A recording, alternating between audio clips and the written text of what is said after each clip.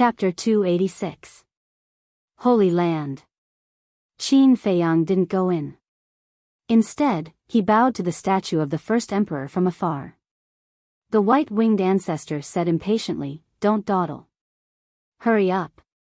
The white-winged king stood at the side and said disdainfully, "If you can really do it, I will bark like a dog in front of everyone." Looking for a beating? Qin Feiyang was slightly stunned. He looked at the white-winged king and asked, "Are you really going to bark like a dog?"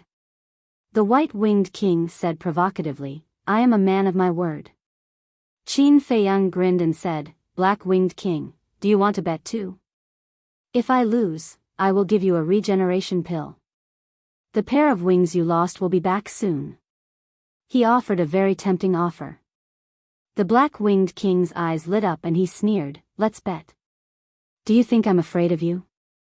You have guts." Qin Feiyang laughed sinisterly and entered the castle. Fatso chuckled and said, "Boss, let Fat Lord go out and join in the fun." Qin Feiyang said, "Are you sure you want to go out? You only have 1 year." The smile on Fatso's face froze. He shook his head and said, "Forget it. Fat Lord should focus on cultivation." Qin Feiyang walked to the altar and took out a top-grade red fire-colored glass pill from the jade box. Then, he appeared outside the Holy Land with Wolf King. There is a loud sound in the sky. Brother Wolf has appeared. "You two old men, let me ask you first. Do you know how a dog barks?" Wolf King immediately stood up and roared in high spirits. He looked at the black-winged king and asked. The two immediately looked at Wolf King with murderous eyes. Qin Feiyang smiled and walked to the mermaid princess. He said with a smile, "This pill is for you. Consider it your compensation." Compensation? The mermaid princess was stunned. Then, she came to a realization and blushed. What happened to me? He's just a teenager. Why should I blush? She was a little flustered. Qin Feiyang stuffed the pill into her hand and said with a faint smile, "Quickly take it. I guarantee that they will be shocked." The mermaid princess calmed herself down and looked at the pill. Then, she opened her red lips and put it into her mouth. 1 breath. 2 breaths. 3 breaths. After 3 breaths, he saw that the mermaid princess's cultivation had not changed at all. The Black-Wing Monarch and the others had mocking looks in their eyes. They were about to open their mouths to mock them. Boom! The mermaid princess's aura was like a volcanic eruption. It suddenly soared to the level of a 9-star martial ancestor. Furthermore, his aura did not stop, and it was still rising. How is this possible? She just broke through to the 8-star martial ancestor realm. What kind of pill did she take just now? How could it possess such terrifying power? Everyone at the scene was dumbfounded and filled with disbelief. Even the mermaid emperor and the mermaid princess were in disbelief.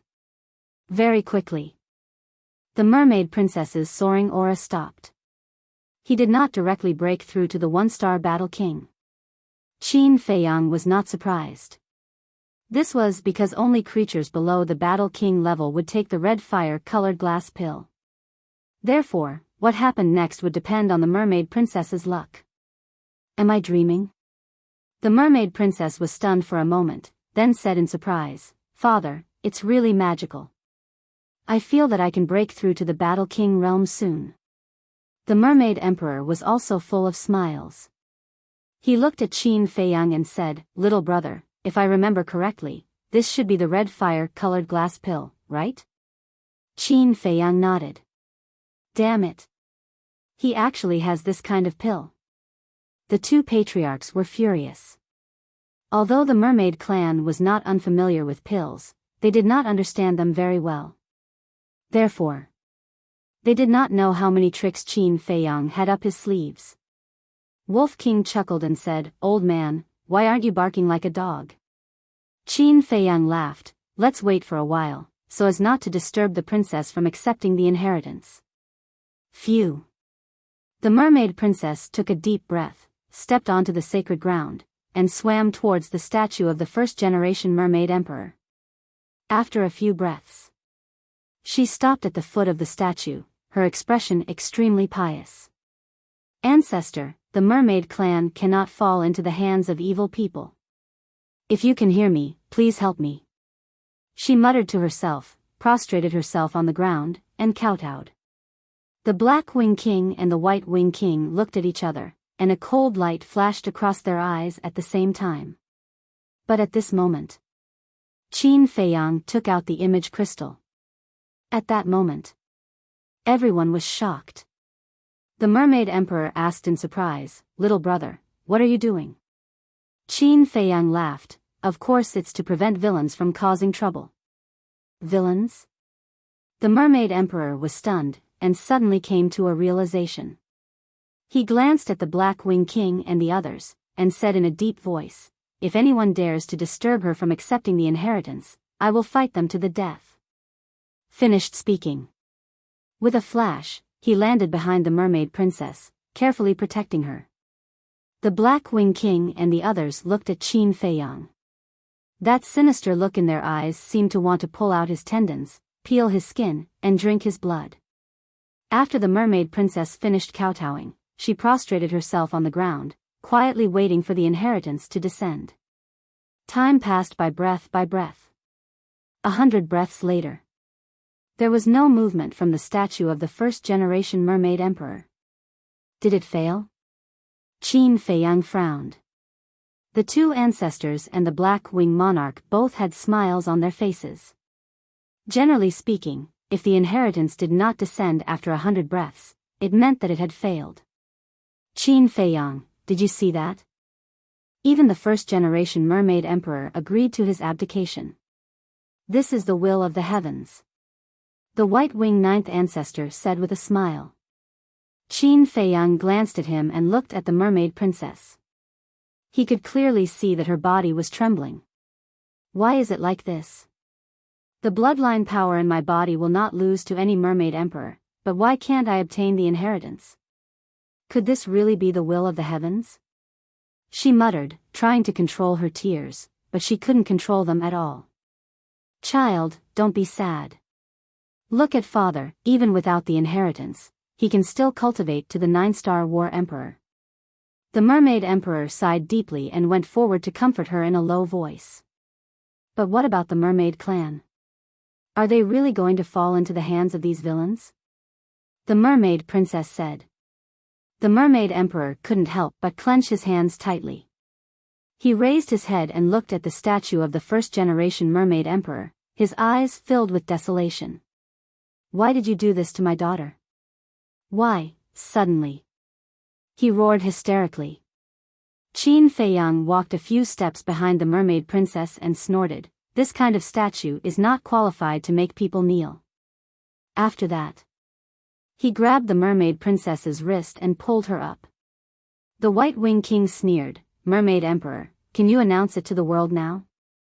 The mermaid emperor closed his eyes and let out a long breath.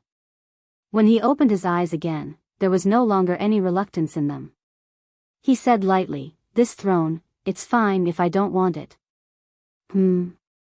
Just as he finished speaking, he suddenly looked at the mermaid princess's wrist, his face full of surprise.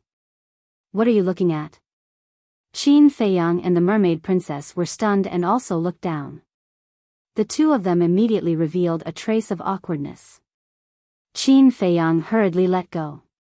But then, he was shocked to find that his hand seemed to be stuck to the mermaid princess's wrist, and he couldn't take it away. "What's going on?" Qin Feiyang was surprised.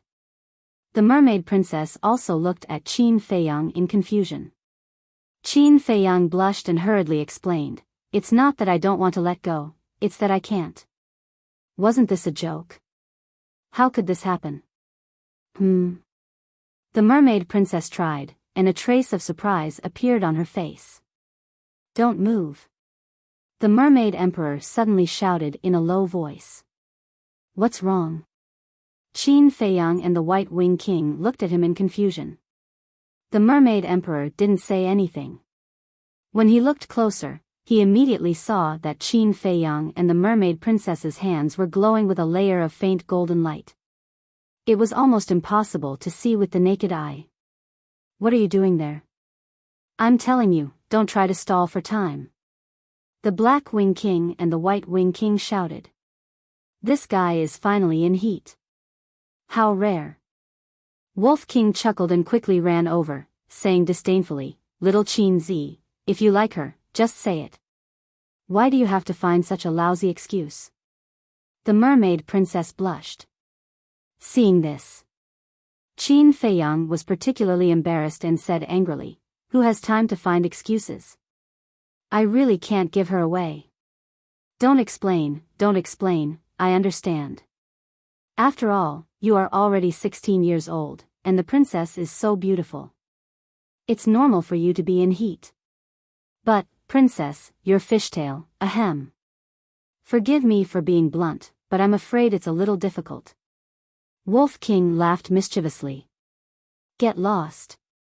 Qin Feiyang roared like thunder and kicked fiercely at Wolf King. The Wolf King easily dodged the attack and shook his head. I've heard people say that men in heat are easily irritable. Looks like it's true. The mermaid princess lowered her head, and her cheeks were so red that water was about to drip out. Qin Feiyang was about to go crazy. Is this wolf cub done yet? Didn't he see that the atmosphere was getting more and more awkward?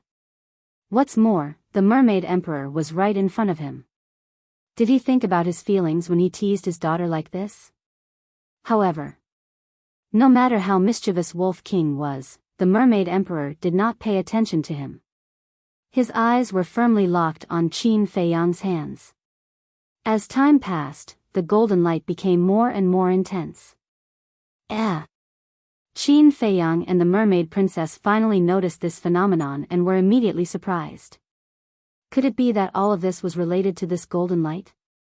Voila! The golden light gradually became extremely dazzling. Qin Feiyang and the mermaid princess were both submerged in the golden light. The Black Wing King and the others looked at each other, their faces full of doubts. Buzz! Suddenly, two bright golden lights flashed out from the eyes of the first-generation mermaid emperor statue, enveloping Qin Feiyang and the mermaid princess. This is the inheritance. How could this be? Could it be related to that kid again? The two ancestors' eyes were wide open in anger, and their eyeballs were about to pop out. That's right. This is the inheritance. I finally understand. The mermaid emperor muttered to himself, his body trembling. This was excitement. Swoosh! He suddenly turned around and looked at the Black Wing King and the others, his eyes full of vigilance. At the same time, Wolf King also turned to look at them, a fierce light flashing in his eyes. Little Qin Zi is finally in heat. If any of you dare to disturb them, Brother Wolf promises that today will be the end of the mermaid clan. As soon as these words came out, everyone's gaze became incomparably strange. The veins on the mermaid emperor's forehead were also bulging. This rogue wolf was really a damn bastard. The White Wing ancestor looked at the two people shrouded in golden light and frowned. Mermaid Emperor, what the hell is going on? Except for the two of them, no one else is qualified to know about this matter. Chapter 287. Everyone was puzzled. What was it that only the person involved had the right to know? At the same time, Qin Feiyang, who was inside the golden light, was also puzzled when he heard the mermaid emperor's words. He turned to look at the mermaid princess. He realized that the mermaid princess's eyes were slightly closed and there was a layer of hazy light on her cheeks. It was as if she had fallen into a deep sleep and was very peaceful. Suddenly, he looked at the mermaid princess's back with a strange light in his eyes. The clothes on her back bulged as if something was going to come out. Puff! The golden scale clothes suddenly broke. The two wings grew bigger and appeared behind her, as if they were made of gold, shining with golden light. Every feather was like silk, soft and beautiful. Did I succeed? But what does this have to do with me? Qin Feiyang was puzzled. The one who received the inheritance was the mermaid princess. Why did she tie him together with her? He tried, but he still could not loosen his grip. What did this mean? Was she deliberately playing with him? Boom! When the golden wings grew out, the mermaid princess's aura also soared rapidly. It stopped at the one-star Battle King level. At the same time, a golden battle soul appeared behind her. The battle soul's appearance could not be seen, but its figure was similar to the first mermaid emperor. Looking at the mermaid princess, she was like a queen who had descended to the world, exuding a sacred and inviolable aura. If she didn't have the fishtail, this woman's beauty would definitely not be inferior to my cheap sister. Qin Feiyang mumbled. At this moment, the mermaid princess opened her eyes and there was a layer of hazy golden light in her pupils. She turned to look at Qin Feiyang and asked in confusion, "What are you mumbling about?" "Did I?" No. Congratulations on receiving the inheritance." Qin Feiyang smiled embarrassedly and hurriedly changed the topic. Inheritance? The mermaid princess was stunned. She looked up at the battle soul above her and then turned to look at the wings on her back. Her face was instantly filled with surprise. "I succeeded. I really did it. Father, there's no need to abdicate." "Qin Feiyang, thank you." She was as excited as a 3-year-old girl, jumping for joy. In the end, she even kissed Qin Feiyang's face. Ugh! Qin Feiyang was stunned. Touching the place where he was kissed, a strange feeling welled up in his heart. No matter what, he was almost 17 years old. He had matured in a certain aspect. Teasing him like this, wasn't she afraid of getting herself into trouble? Seeing this, the mermaid princess covered her mouth and laughed. "Don't think too much. In my eyes, you're just a little brother who hasn't grown up yet." Qin Feiyang's face twitched. The other people of the same age had already gone to seek out other women. Although he didn't have this hobby, it didn't mean that he hadn't grown up. Moreover, this mermaid princess seemed to be only a few years older than her. The mermaid princess sensed that the atmosphere was not right, and her beautiful face could not help but blush slightly. "Try again, can you let go of me?" "Why should I let go? Anyway, I'm just a little brother, and I can't do any harm to you." Qin Feiyang grinned. The mermaid princess said anxiously, "But if it continues like this, others will misunderstand. So what if it's a misunderstanding?" Qin Feiyang looked indifferent. The mermaid princess glared at him and said angrily, "Why are you like this?" "What about me?" Qin Feiyang asked back. "You," the mermaid princess gnashed her teeth in shame and anger. Qin Feiyang couldn't help but laugh. He didn't continue to tease her, and his 5 fingers loosened slightly. This time, the previous situation didn't happen. He let go easily. Qin Feiyang opened his palm and looked at his palm, but he didn't find anything wrong. Why were they stuck together? He looked at the mermaid princess' wrist again and found nothing unusual. Strange. Qin Feiyang frowned and walked out of the golden light. That golden light also quickly rushed into the mermaid princess' body. Not long after, she appeared in front of everyone's eyes. She actually succeeded. The Black Wing King and the others were stunned. The golden wings and the golden human-shaped battle soul were especially dazzling in their eyes. Fear and respect also arose in their hearts. This fear and respect didn't come from the mermaid princess, but from that battle soul. That battle soul symbolized the first-generation mermaid emperor. Qin Feiyang temporarily suppressed his doubts, raised his head to look at the 2 ancestors, and said with a faint smile, "What else do you have to say now?" The 2 of them were silent. Qin Feiyang said, "Let's see what you have to say. Then go back to where you came from." The 2 ancestors looked at each other. The White Wing ancestor said, "We admit defeat, but you have to come with us." "On what basis?" Qin Feiyang frowned. The Black Wing ancestor said in a deep voice, "I might as well tell you the truth. We don't believe that you will keep this secret, so you can't leave the Sea of Despair. Qin Feiyang's heart skipped a beat. What he was worried about had indeed happened. The White Wing ancestor said, as long as you stay here peacefully, not only will we not hurt you, but we will also treat you as an important guest. Qin Feiyang shook his head and said, I still have a lot of things to do. I can't stay here. The two ancestors' gazes turned cold. The Mermaid Emperor said, Ancestors, I can guarantee that he won't reveal our mermaid clan. What guarantee do you have? The words of humans can't be trusted at all. The two ancestors said angrily. The Mermaid Emperor said firmly, I guarantee it with my life. The two ancestors frowned. The Mermaid Emperor said, if it were anyone else, I wouldn't dare to guarantee it, but Qin Feiyang is trustworthy. The White Wing ancestor said in a deep voice, if anything happens, will you be responsible? I said, I guarantee it with my life. The Mermaid Emperor said. Since you're so stubborn, let's wait and see. I'd like to see if this human is what you said. The two ancestors snorted coldly and turned into streaks of light, disappearing in front of everyone.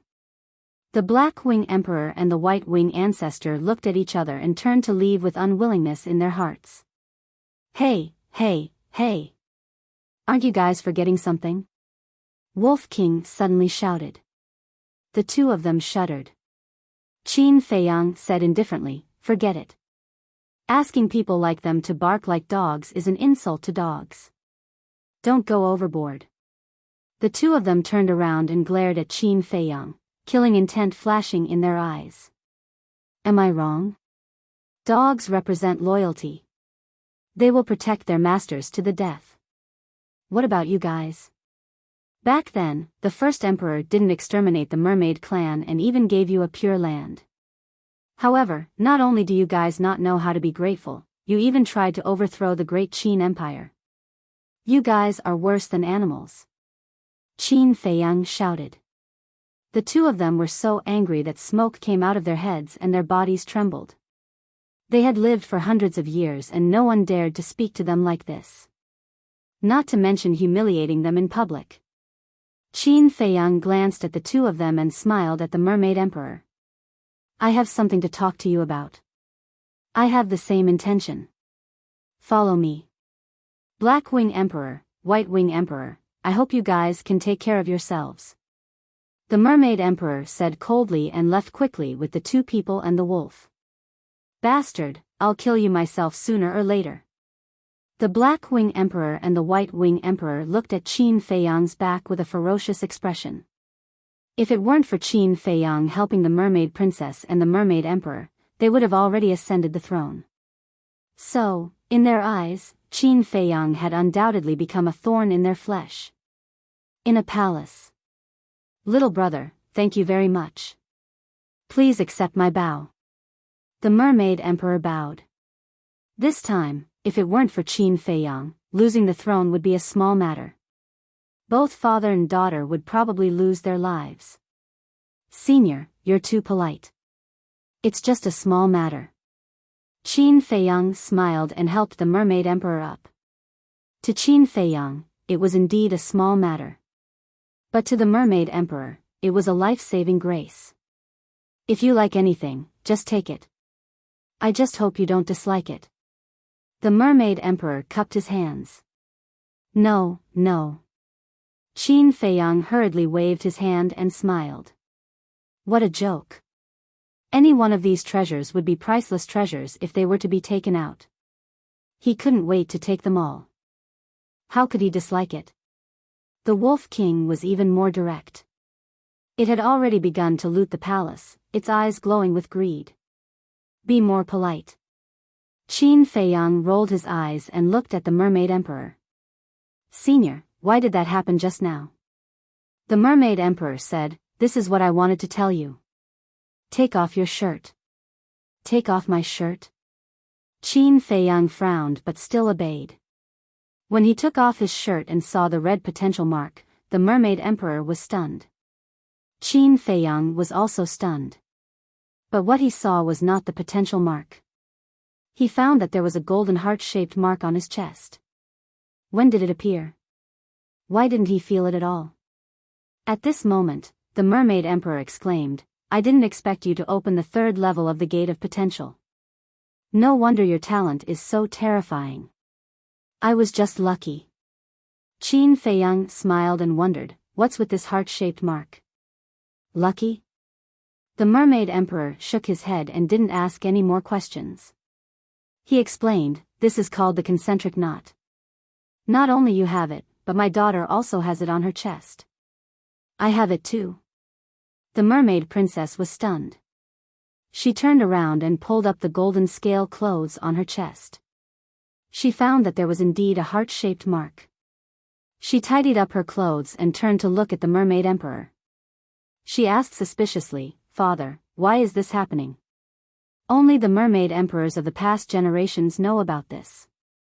Legend has it that the first emperor and the first mermaid emperor were worried that the mermaid clan and the humans would start a war again, so they left a concentric knot in the statue. Only when a person with the bloodline of the first emperor and a mermaid with the bloodline of the first mermaid emperor have physical contact will the concentric knot appear. And as long as the concentric knot appears, it means that the two clans have been reconciled forever. All along, the mermaid emperors and I thought this was just a legend, but we didn't expect it to be true. It also happened to my daughter. The mermaid emperor sighed. Even he felt like he was dreaming. After listening, Qin Feiyang also sighed. The first emperor was indeed a far-sighted and wise monarch. The mermaid princess thought for a moment and asked, Father, how can I make the concentric knot disappear?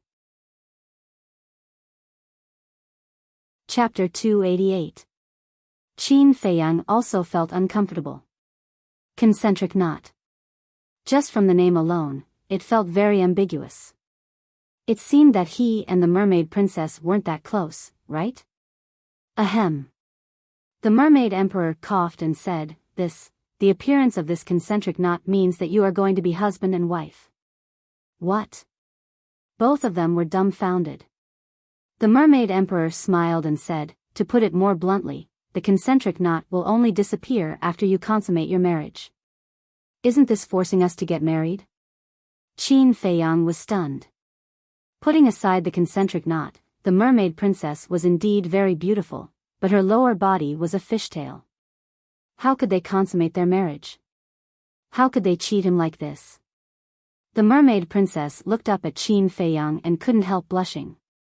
She asked, Father, is there no other way? No. The concentric knot means that your hearts are connected. No matter how you try to avoid it, you will become husband and wife sooner or later. The mermaid emperor looked at the two of them with a smile. He was very satisfied with Qin Feiyang, his future son-in-law. Wolf King came over and glanced at the two of them sneakily. Little Qin Zi, you saw the princess body as soon as you came to the Sea of Despair, and now you have a concentric knot. This is heaven's will. Heaven's will can't be disobeyed. Little Qin Zi, why don't you get married now and have a chubby baby as soon as possible? If you die one day, at least you won't have no successor. Wolf King laughed sinisterly. Qin Feiyang's face darkened and he said angrily, you bastard, get out of here as far as you can.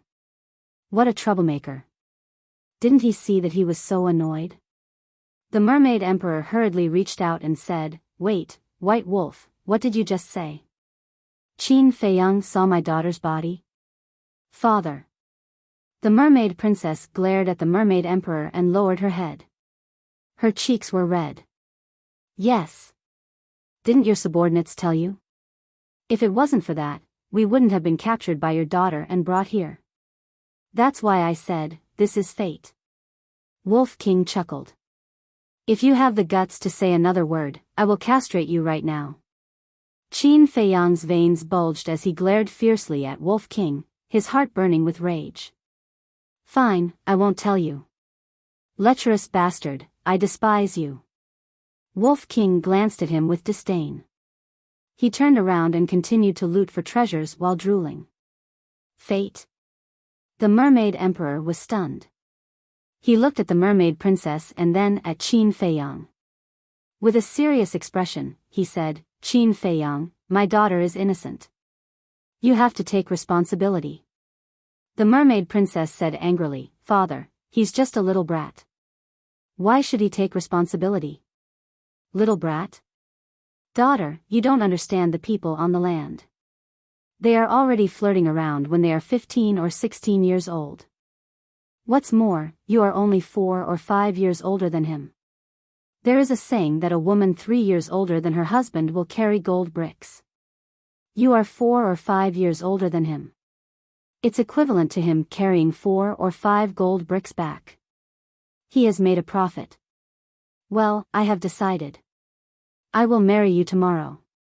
The mermaid emperor said. "Senior, it's not like that." Qin Feiyang smiled bitterly. He even said something like, "A woman 3 years older than her husband will carry gold bricks." This mermaid emperor really knows how to talk nonsense. "What, you want to deny it? Let me tell you, our mermaid clan values innocence the most. If you don't take responsibility, don't blame me for falling out with you right now."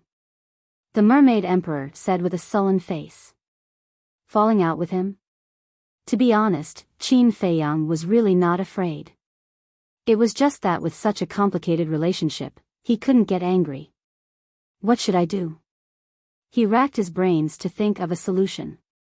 Suddenly, an idea flashed in his mind. Qin Feiyang smiled and said, "Senior, give me some time, and also give the princess some time. After all, we don't have that kind of feeling between us." The mermaid princess said, "Yes, father, aren't you making things difficult for us by doing this?" The mermaid emperor hesitated for a moment, looked at Qin Feiyang and asked, "Are you worried about my daughter's fishtail?" "Actually, you don't have to worry. Because we mermaids' tails can also turn into human legs." The mermaid emperor said. Wolf King's eyes lit up and roared, "That's easy, let's go to the bridal chamber. Wolf cub, I'm going to castrate you." Qin Feiyang was furious and couldn't hold it in anymore. He took out Chang Shui and pounced on Wolf King. "You're serious?" Wolf King was shocked and ran out of the palace without looking back. This bastard is really infuriating. Qin Feiyang glared at Wolf King angrily and walked to the front of the mermaid emperor. "Senior, what I mean is, I'll think of a way to remove the concentric knot first. If it really doesn't work, the princess and I will slowly discuss the marriage. What do you think?" Qin Feiyang asked. The mermaid princess also hugged the mermaid emperor's arm and said coquettishly, "Father, don't worry about us young people, okay?" The mermaid emperor looked at the two and said helplessly, "Well, I don't care, it's up to you, but I have to explain it to you clearly." "Explain what?" The two were puzzled. The mermaid emperor looked at Qin Feiyang and said, "Before the concentric knot is removed, you can't be intimate with other women, it will make your heart burst. Daughter, you are the same." The two were dumbfounded. This meant that if they couldn't think of any other way to remove the concentric knot, they had to get married. "Ancestor, aren't you tricking us?" Qin Feiyang sighed helplessly. "In addition, when you are separated, you can feel the emotions in the depths of your hearts. If one party is in a life and death crisis, the concentric knot will light up and actively send a signal for help to the other party. Moreover, it will also guide the other party's direction." The mermaid emperor said again. Hearing this, Qin Feiyang felt bitter in his heart. It seemed that this was the so-called telepathy. "Well, I won't disturb your relationship." With that, the mermaid emperor turned and left with a smile on his face. Relationship? Qin Feiyang shook his head with a wry smile. Seeing this, the mermaid princess said unhappily, "Look at you, you don't seem to like me very much. Do I really annoy you that much?" Annoy? Qin Feiyang was stunned and shook his head. "No man would hate a woman as beautiful as you, but I'm not qualified to think about this now." The mermaid princess breathed a sigh of relief and asked, "Why not?" "Because I still have a lot of things to do." Qin Feiyang sighed deeply and said with a faint smile, "I'm going to stay here for a while. Do you welcome me?" "Of course." The mermaid princess smiled sweetly. Qin Feiyang smiled and said, "Then you go ahead." I'm going to cultivate too. Help me look after the white-eyed wolf and don't let it mess around. The mermaid princess nodded.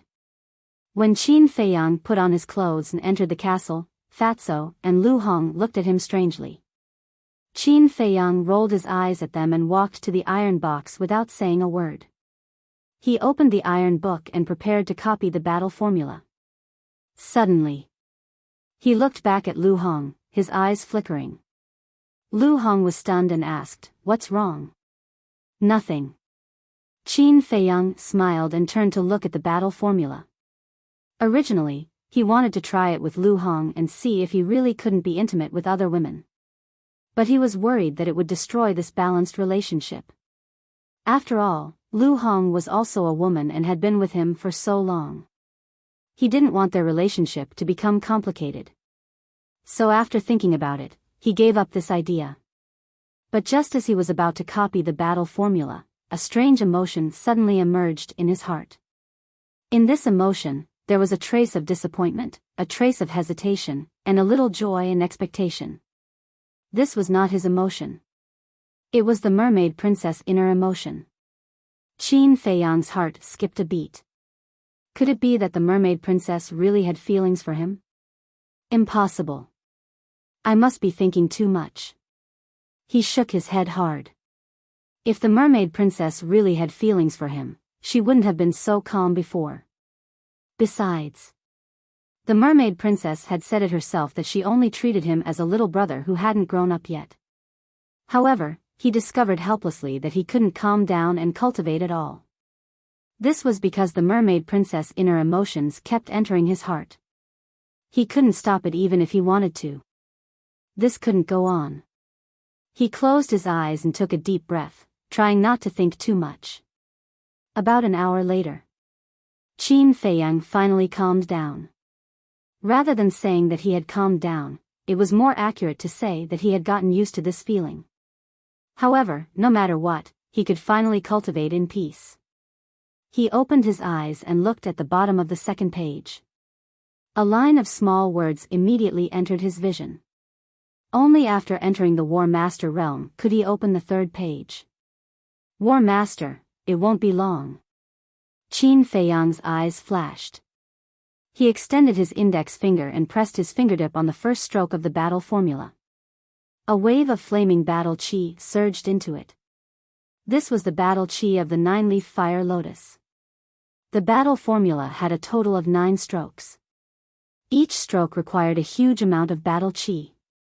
It could be said that it was dozens of times more than the return formula. However, he wondered if it would be like the return formula where his cultivation base would increase by a realm after successfully copying a stroke. Less than 100 breaths. The flaming battle chi in Qin Feiyang's sea of chi was almost depleted. This is too fast. He frowned. He mobilized the crimson sword chi and continued to copy. Less than 100 breaths. The crimson sword chi was depleted as well. He switched to the purple gold dragon chi again, but it only lasted for about 100 breaths. Gasp. Qin Feiyang couldn't help but gasp. How many battle chi pills would this require? He looked for Lu Hong and asked for all the battle chi pills. There were a total of 130,000 pills. Although they couldn't compare to a supreme-grade battle chi pill, there was nothing he could do now. Without the cauldron, Qin Feiyang couldn't refine them. He could only make do with them. Next, Qin Feiyang refined the battle chi pills as he focused on copying. Occasionally, he would be called out by the mermaid princess to walk around and relax. Of course, this was the mermaid emperor's idea. It was for the two of them to spend more time together and develop feelings for each other as soon as possible. Fatso and Lu Hong, on the other hand, paid no attention to what was happening outside. They cultivated diligently in seclusion. Their cultivation bases were improving day by day. As for the Wolf King, it spent its days in Undersea City, mingling with the merfolk. However, even though it was wandering around, its strength was improving. This was because Qin Feiyang had given it half of the battle chi pills. He kept the pills in a universe bag and hung it around its neck like candy. It would eat one whenever it thought of it. There was another use for the universe bag. It could store treasures. Chapter 289. As for the Mermaid Clan. With the recovery of the Mermaid Emperor's strength, the Black-Winged Guard and the White-Winged Guard did not dare to act rashly. Ever since the Black-Winged King and the White-Winged Guard were humiliated by Qin Feiyang in the sacred ground, they had not appeared in front of anyone. It was said that they were in seclusion. But no one knew the actual situation. And their attempt to force him to abdicate had also become a farce. Time passed. A month passed. Bang! The first stroke of the battle word art was finally completed. His fighting spirit soared into the sky. Moreover, Qin Feiyang's cultivation also broke through. 2-star Battle King. It can increase my cultivation. At this rate, when I master the battle word art, it will be the day I break through to the War Emperor. He was rather excited. Because in this way, he did not have to cultivate separately. He only had to focus on copying the battle word art. However, the consumption of battle chi pills made his heart ache. In a month, he had consumed 30,000 battle chi pills. There were only 130,000 battle chi pills in total. He gave half to Wolf King, leaving more than 60,000. Now that he had consumed another 30,000, there were only 30,000 left. It was probably not enough for him to copy the second stroke. True enough. After the second month, he was still close to successfully copying the second stroke. Qin Feiyang had no choice but to close the iron book. It was urgent to find the pill furnace. He turned to look at Fatso and the White-Winged Guard. In the past 2 months, the two of them had worked really hard and had not rested. This kind of effort was also exchanged for a huge harvest. In almost a month, they could break through a small realm. Now, Lu Hong was an 8-star martial ancestor. Fatso was also a 7-star martial ancestor. If this speed was spread out, who knew how many martial arts geniuses would be angered to death? But compared to Qin Feiyang, he was slightly inferior. This was because when he was in the martial ancestor, he could break through a small realm in 10 days to half a month. It seems that in less than a year, both of them will be able to step into the Battle King realm. Qin Feiyang whispered with a smile on his face. The stronger the two of them were, the more help they would be to him. Shwa. With a thought, he appeared in the palace. Greetings, Sir Qin. The two Black-Winged Guards guarding the door immediately ran in and bowed. After the incident 2 months ago, both the Black-Winged Guard and the White-Winged Guard were now in awe of Qin Feiyang. Where's the princess? Qin Feiyang asked with a smile. The princess is taking a walk in the garden outside. Do you want us to take you there? The two of them asked. Take a walk?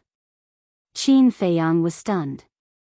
He walked out of the palace and stood on the steps in front of the door, looking forward.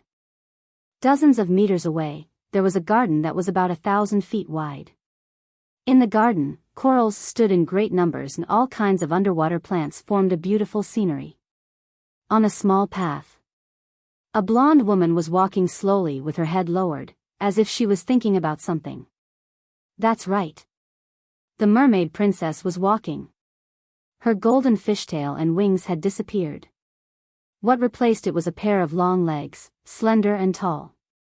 She was wearing a light golden chiffon dress, which made her look incomparably luxurious.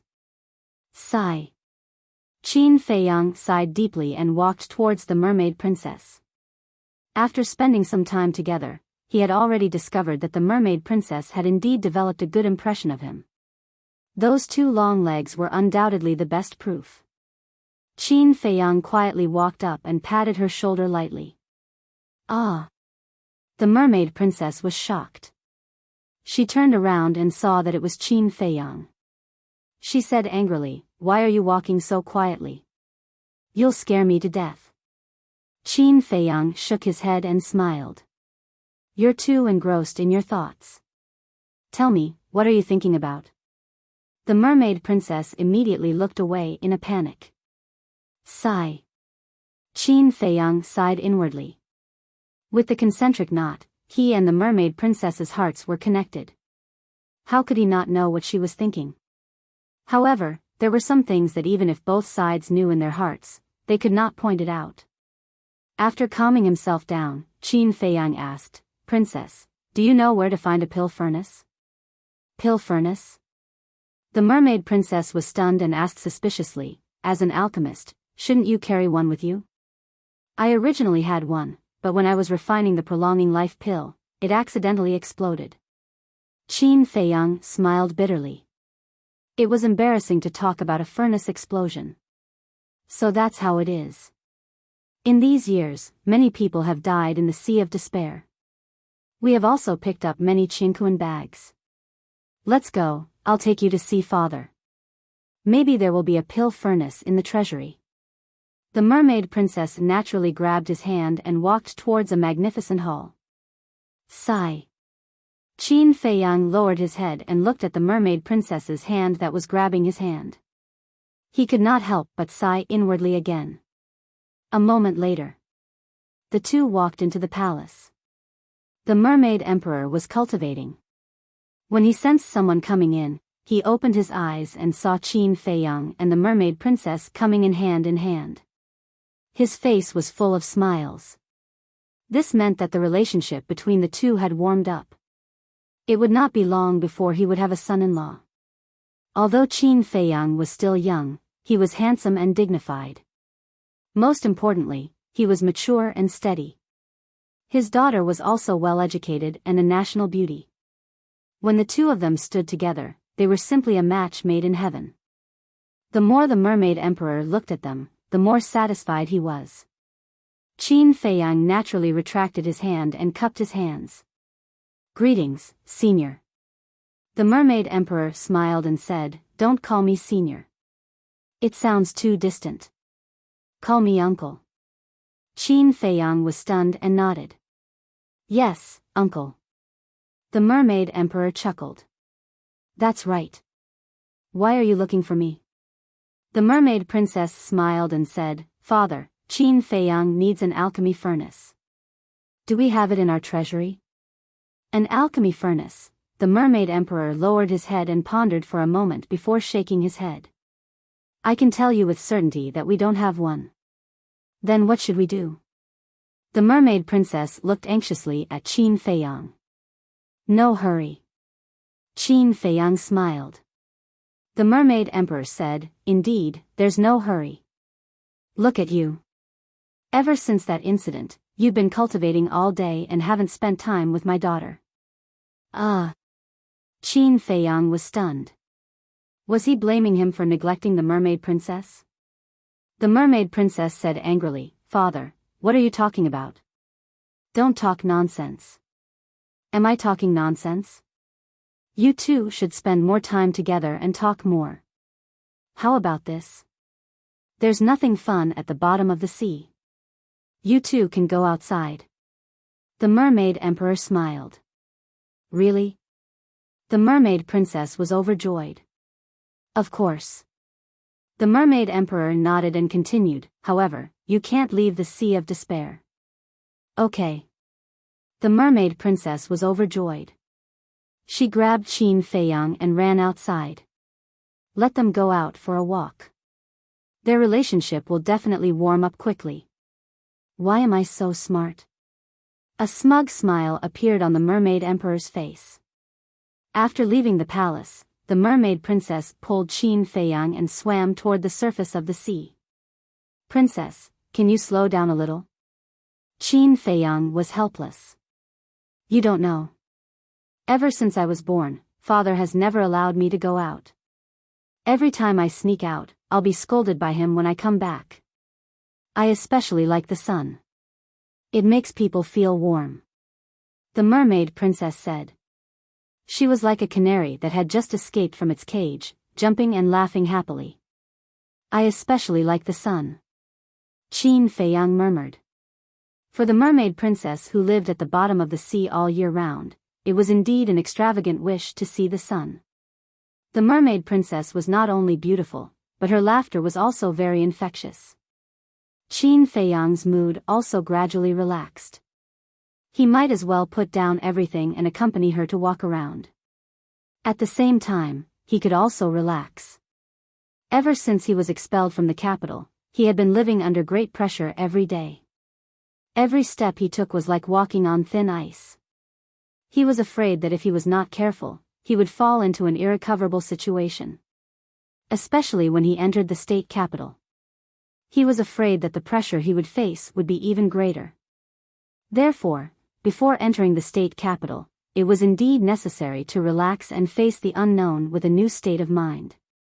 The sun hung high in the sky. The sunlight spread down, making the calm surface of the Sea of Despair seem to be plated with a faint layer of gold leaf. Bang! A group of sea beasts suddenly rushed out of the sea. There was a huge Neptune crocodile. There was a sea python that was dozens of meters long. There was also a huge sawtooth turtle, a tiger king shark, and a Neptune lion. There was also a snow-white and extraordinary seahorse. If someone was here at this moment, their jaw would definitely drop. Why did so many sea beasts appear all of a sudden? And if one looked carefully, they would be shocked to find that there was a man and a woman sitting on the backs of two seahorses. And those sea beasts were all led by them. The man and woman were none other than Qin Feiyang and the mermaid princess. Although the sea beasts of the Sea of Despair were very ferocious, they were very docile in front of the mermaid princess. What a warm sunlight. The seahorse stood on the surface of the sea. The surrounding sea beasts jumped up and down in joy. The mermaid princess rode on the back of the seahorse and looked up at the sun, her beautiful eyes slightly narrowed. Her golden wavy hair shone dazzlingly under the sunlight. She had a look of enjoyment and intoxication. Her light golden tulle dress fluttered gently in the wind. The white jade-like skin under the dress was faintly discernible and hazy. At this moment, she was like a painting fairy bathed in the sunlight, exceptionally charming. Unknowingly, Qin Feiyang was stunned. There was even an inexplicable restlessness in the depths of his heart. Do you think I'm very beautiful? The mermaid princess noticed his strangeness and her red lips curled up slightly. She was a little proud in her heart. Ahem. Qin Feiyang coughed a few times and nodded. You're indeed very beautiful. But if you're not wearing anything like last time, then you'd be even more beautiful. Qin Feiyang, I didn't expect you to be a pervert too. Take this. The mermaid princess flew into a rage out of humiliation. She patted the seahorse's back and it immediately rushed towards Qin Feiyang. Anyway, there are no outsiders here. We'll get married sooner or later. Why don't you let me feast my eyes now? Huh, let's go. Qin Feiyang laughed and patted the seahorse's back. The seahorse under him immediately ran wildly on the surface of the sea. Pervert, shameless, stop right there. Catch me if you can. The two of them chased after each other. Countless sea beasts surrounded them like stars surrounding the moon. They gradually disappeared into the horizon. Chapter 290. In the blink of an eye. 4 months passed. In these 4 months, Qin Feiyang followed the mermaid princess to many places. The entire Sea of Despair, whether it was on the sea or under the sea, had left their footprints. There were thrilling encounters. There were also battles. There were also huge storms. There was even one time when a huge tornado appeared, and the two of them and the sea beasts were almost swept away. But more than that, there was laughter. Qin Feiyang's mood was unprecedentedly relaxed. It could be said that these 5 months of consolidation were very helpful for his future growth. The feelings in the mermaid princess's heart were also getting deeper and deeper. In the beginning, she would hide it, but later, she would occasionally reveal her deep love. To be honest, in the face of such a beautiful and kind woman, it would be a lie to say that he was not moved. If it wasn't for the fact that he still had so many things to do, Qin Feiyang would really fall in love with this woman and even stay for her. But there were some things that he had no choice about. There were some feelings that he had to bury in his heart. On this day, the 4-month-long trip was finally over. Because Fatso and Lu Hong had reached the critical moment of breaking through to the War King realm. Back at the undersea city, Qin Feiyang and the Mermaid Princess went directly to the Mermaid Emperor's palace. The Mermaid Emperor glanced at the two and said with a smile, "You're back. It seems that you two have had a lot of fun outside these 4 months." The Mermaid Princess said, "Father, it's really interesting outside. If you have time, you should go out more often. I'm old, I can't walk anymore. I'm not like you young people who are so energetic. How is it? When are you going to get married?" The Mermaid Emperor looked at the two with a smile. The Mermaid Princess's delicate body trembled, and she lowered her head in silence. Because on the way back, Qin Feiyang had already told her that he would leave today. The Mermaid Emperor frowned, looked at Qin Feiyang, and said in a deep voice, "Did you bully my daughter when I wasn't around?" The Mermaid Princess hurriedly said, "Father, don't misunderstand. He didn't bully me." "Then why are you so unhappy?" The Mermaid Emperor was puzzled. The Mermaid Princess hesitated for a moment and sighed faintly. "It's better to let Qin Feiyang tell you personally." The Mermaid Emperor controlled his temper and said, "Qin Feiyang, tell me what happened." Qin Feiyang said, "I won't hide it from Uncle. I'll be leaving the Sea of Despair soon." "What?" The Mermaid Emperor suddenly stood up and said angrily, "Then what about my daughter?" "Uncle, please calm down. To be honest, any man who sees the princess will like her, including me. But everyone has their own difficulties, and I am no exception. So please forgive me, Uncle." "Princess, I can only apologize." Qin Feiyang bowed and said. The Mermaid Emperor said, "If you have any difficulties, you can tell me. I can help you." Qin Feiyang remained silent. "Speak." The Mermaid Emperor said angrily. The Mermaid Princess said anxiously, "Father, don't force him. Just let him go. If we are fated to meet again, we will definitely meet again." The Mermaid Emperor said, "You silly child, aren't you afraid that this farewell will be forever? That can only mean that we are not fated to be together." The Mermaid Princess smiled, but it was very forced. Sigh. The Mermaid Emperor glanced at the two of them, and after a long while, he sighed, Forget it, forget it. You guys can do as you see fit." "Thank you, Uncle." Qin Feiyang cupped his hands. Next. With the help of the Mermaid Emperor, Fatso and Lu Hong successfully opened the 3rd level of the Gate of Potential. Next. The two of them headed to the sacred ground. Qin Feiyang took out the last potential pill and handed it to the Mermaid Princess, smiling, "I only have 1 potential pill left. I hope you don't mind." If he had the alchemy furnace, he could still refine it. Unfortunately, the alchemy furnace had exploded, and he could only give her 1. The Mermaid Princess shook her head and said, "I don't have any enemies here, so I don't need the potential pill. You should keep it. After all, you are wandering outside." What a considerate girl. Little Qin Zi, you might as well marry her. Otherwise, if she is kidnapped by another man in the future, it will be too late for you to regret it. The Wolf King walked in leisurely and grinned at Qin Feiyang. "Shut up." Qin Feiyang glared at it and stuffed the potential pill into the hands of the Mermaid Princess. He also told her that she could only take it when she broke through to the 9-star Battle King. The Mermaid Emperor frowned and said, "Qin Feiyang, I don't care what difficulties you have. In the future, you will come back and marry my daughter." "Father, are you afraid that your daughter won't be able to marry? He is not the only man in the world." The Mermaid Princess pouted and said in a huff. "That's right. With my daughter's beauty, I don't know how many people will fight to marry her." The Mermaid Emperor glanced at Qin Feiyang indifferently and said proudly. Qin Feiyang smiled bitterly. "Boss, we are back." Fatso and Lu Hong ran into the main hall with a trace of excitement on their faces. "Did you get something?" Qin Feiyang was surprised. Hee hee. Fatty let out a sinister laugh. With a whoosh, 2 black wings sprouted from his back. At the same time, 2 white wings also appeared on Lu Hong's back. How is this possible? Qin Feiyang and Wolf King were dumbfounded. The Mermaid Emperor and his daughter were also in disbelief.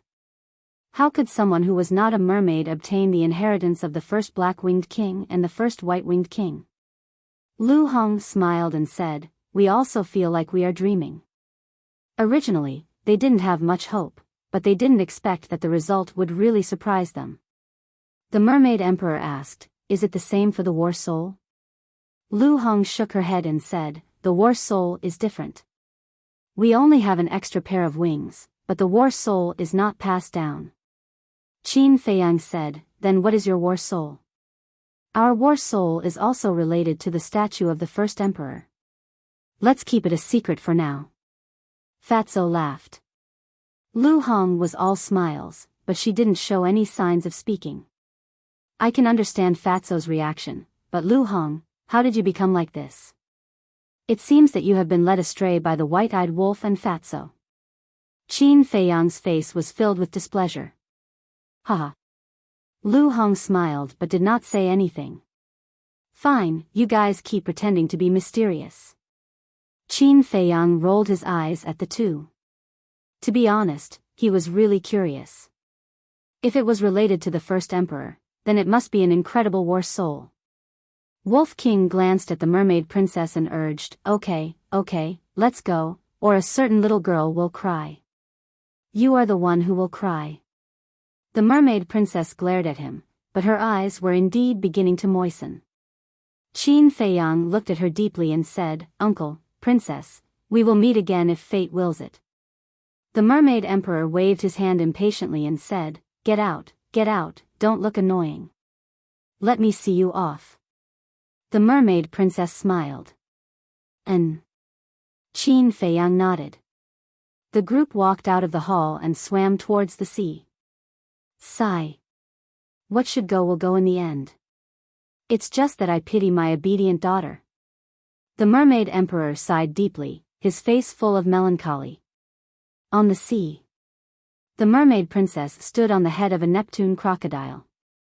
Qin Feiyang, Fatso, and Lu Hong each sat on the back of a seahorse. As for the Wolf King, he temporarily went to the castle. The few of them did not speak, and the place fell into a dead silence. In the end, it was Qin Feiyang who broke the silence and said with a smile, Princess, please go back. I can hug you. The mermaid princess hesitated. Qin Feiyang was silent for a while, jumped down from the back of the seahorse and landed on the head of the Neptune crocodile. He stretched out his hands and took the mermaid princess into his arms. At this moment, the tears in the mermaid princess' eyes finally couldn't be controlled and burst out. Don't cry, I'm not worth your tears. Qin Feiyang was a little sad in his heart. The mermaid princess cried even more fiercely. Her pitiful appearance made one's heart ache. Fatso and Lu Hong looked at each other with a look of pity. They were not blind. They could see that Qin Feiyang also liked the mermaid princess very much, but it was a pity that he buried it in his heart. Time passed breath by breath. Qin Feiyang gently pushed away the woman in his arms and whispered, I really should go. The mermaid princess asked, You will come back, right? Qin Feiyang hesitated for a moment, then shook his head and said, I'm sorry. He didn't know if he could survive in the end, so he didn't dare to make any promises. He could only say sorry. Finished. He resolutely turned around, jumped on the back of the seahorse, and shouted, Let's go. The 3 seahorses immediately stepped forward and broke through the waves. The mermaid princess's delicate body trembled, and her face was pale. Seeing that Qin Feiyang was about to disappear, she suddenly raised her head and shouted, Qin Feiyang, I don't want to be sorry, I want you to live well, I will wait for you, even if it is 10,000 years. Her voice reverberated in the sky above the sea, carrying a deep sense of love and reluctance. Qin Feiyang heard it. The words I will wait for you, even if it is 10,000 years, almost broke the line of defense in his heart. His 7-foot body trembled slightly. But he didn't look back and quickly disappeared from the sight of the mermaid princess. The mermaid princess looked in that direction in a daze. Until the sun set. Until night fell. Until the stars twinkled in the middle of the night, she didn't leave. "Child, let's go back." The mermaid emperor floated to the surface and looked at his haggard daughter with heartache. He didn't expect his daughter to have such deep feelings for him. The mermaid princess murmured, "Father, how did you feel when you fell in love with mother back then?" When two people fall in love, they will experience many things, ups and downs, life and death. Your path has just begun. And your path will be more difficult than anyone else's. Because Qin Feiyang has too much on his shoulders. He is destined to have an extraordinary life. If you really like him, you have to be strong and keep going. The mermaid emperor stood beside the mermaid princess and looked up at the bright starry sky with a smile. "I understand. I have to work hard to cultivate. I won't be very strong, but at least I can help him when he is in danger." The mermaid princess clenched her jade-like hands, and her eyes were filled with determination. What a silly child. The mermaid emperor sighed and said with a smile, "Let's go back with father. Father will teach you those battle arts." "Okay." The mermaid princess nodded and finally looked away. Splash. The Neptune crocodile carried the father and daughter and sank to the bottom of the sea. This place quickly returned to peace. Chapter 291. On the surface of the sea in the middle of the night, the 3 seahorses were like shooting stars. They were as fast as lightning, stirring up huge waves behind them. Fatso asked, "Boss, according to the seahorses' speed, how long will it take for us to leave the Sea of Despair?" "About half a month." Qin Feiyang said. "I wonder if the black-winged king and the white-winged king will come out and cause trouble." There was a trace of worry on Lu Hong's face. Qin Feiyang thought for a moment and shook his head. "No, the mermaid emperor will definitely keep an eye on them. This father and daughter pair are really good to you. Boss, can you tell us what difficulties you have?" Fatso looked at him suspiciously. After a moment of silence, Qin Feiyang said, "I can only tell you that my enemies are enough to make anyone afraid." The two looked at each other, their eyes full of shock. Lu Hong said in realization, "So you're afraid of implicating the mermaid clan?" "That's not right, boss. You're afraid of implicating them, but aren't you afraid of implicating us? Why does Fat Lord feel like we've boarded your pirate ship?" Fatso said unhappily. Qin Feiyang said with a smile, "Don't worry. If that day really comes, I'll let you leave in advance." "Leave? Forget it. Fat Lord is not the kind of person who doesn't value loyalty. As long as you're successful, don't forget that Fatso used to accompany you through water and tread on fire." Fatso said with a smile. Qin Feiyang shook his head and laughed. He turned his head and looked at the sea behind him. He could clearly sense the emotions in the mermaid princess' heart. But he had no choice. "Take care," he muttered in his heart and looked back into the distance. That deep gaze seemed to be able to pierce through time and space and see the distant imperial capital. "Mother, I'm almost at the state capital. I'm just one step away from returning to the imperial capital. You must wait for me." Time was like sand between fingers. Half a month passed in the blink of an eye. Early in the morning, a long coastline finally entered the sight of the 3 of them. Behind the coastline was a vast mountain range. The peaks were stacked on top of each other, looking majestic and majestic. There were no signs of humans, only the roars of beasts. A moment later, the 3 seahorses stopped by the sea. Qin Feiyang and the other 2 jumped down. The moment their feet touched the ground, the 3 of them felt as if they were in a dream. Now that they were awake, Qin Feiyang turned around and looked at the 3 seahorses. He cupped his hands and said with a smile, "Many thanks for sending me off. However, could you please wait here for a while longer?" The 3 seahorses looked. And at most. The 3 seahorses nodded. Qin Feiyang cupped his hands. The 3 seahorses turned around and quickly sank into the sea. Qin Feiyang retracted his gaze and said to Fatso, "Go and check out the situation. See how strong the beasts in the mountain range are." Fatso's face turned pale. He said angrily, "Boss, you're too unrighteous. You're sending Fat Lord to his death, you know? Don't you have wings?" Qin Feiyang rolled his eyes. "That's right, Grandpa Fatty can also fly now." Fatso patted his head and 2 black wings appeared. "Hee hee, let's go." He roared in high spirits and spread his wings. He turned into a black stream of light and rushed into the sky. Looking at that arrogant guy, Qin Feiyang was envious. Why not give him a pair of wings? He turned to look at Lu Hong and asked curiously, "What are your battle souls?" Lu Hong smiled and said, "I can only tell you that it's related to dragons." Dragons. Qin Feiyang was shocked. Whoosh. Fatso swooped down and said in a deep voice, "Boss, this mountain range is too big. I'm afraid we won't be able to get out for a while." Qin Feiyang asked, "What about the strength of the beasts?" Fatso said, "Very strong. Just within a few thousand meters, Fat Lord could sense more than a dozen powerful auras. They are not weaker than the lion-head eagle." Qin Feiyang's heart sank to the bottom. There were probably more beasts in this mountain range that surpassed the War Emperor. Lu Hong said, "Fatso and I have wings. As long as we keep a low profile, it shouldn't be a problem for us to pass through the mountain range. But you," at this point, her beautiful eyebrows slightly furrowed. Suddenly, as if she had thought of something, she looked at Fatso and laughed. "Why don't you carry Qin Feiyang and fly over?" Fatso immediately stared at him and said, "What kind of joke is this? Can't you see that Fat Lord is a heavyweight?" Lu Hong said angrily, "You can't possibly let me, a woman, carry him, right?"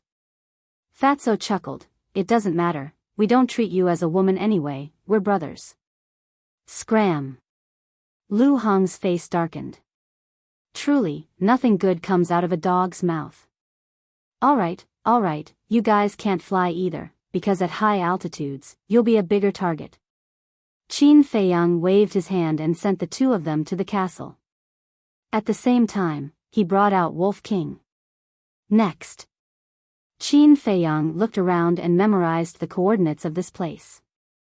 This was because only by knowing the coordinates could one use the teleportation gate to directly teleport over. "Let's go."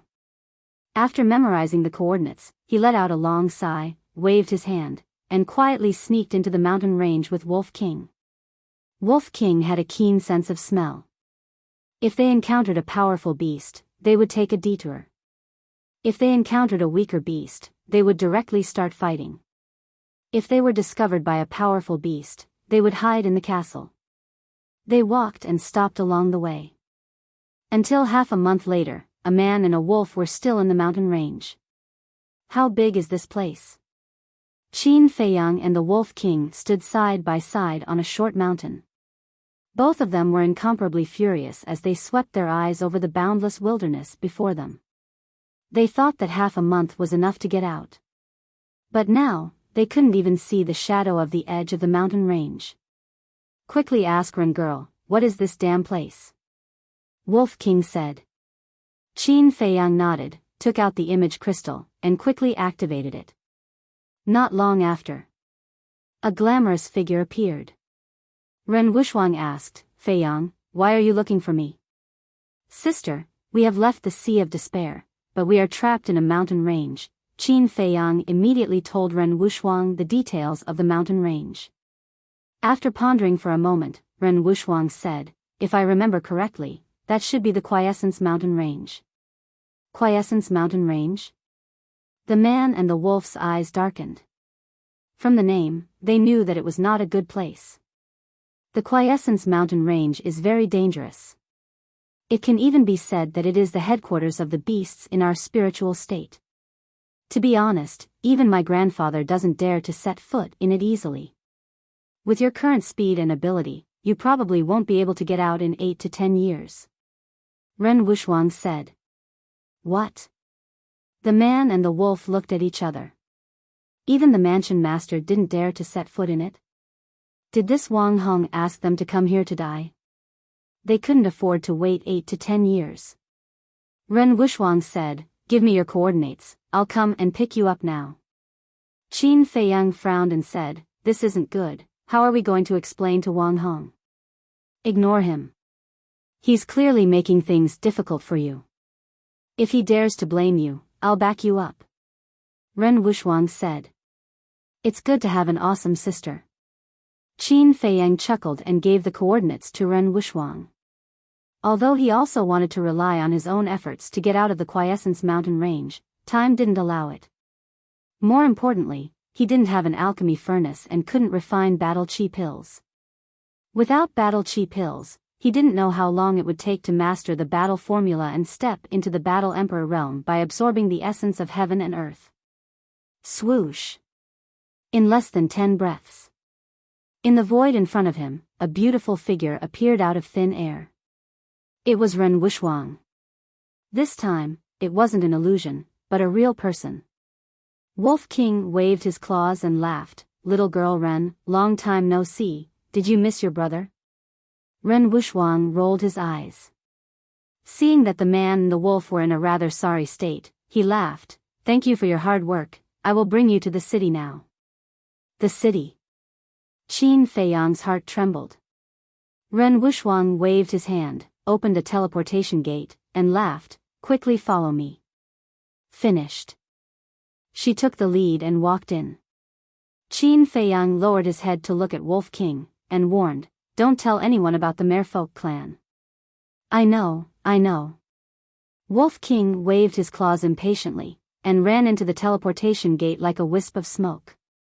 Qin Feiyang turned his head to look in the direction of the Sea of Despair, sighed softly, and stepped into the teleportation gate. Soon, 2 people and a wolf descended in front of a single courtyard. The courtyard was very large, covering an area of hundreds of meters. In the deepest part, there was a 2-story pavilion, with carved beams and painted pillars, and an ancient style.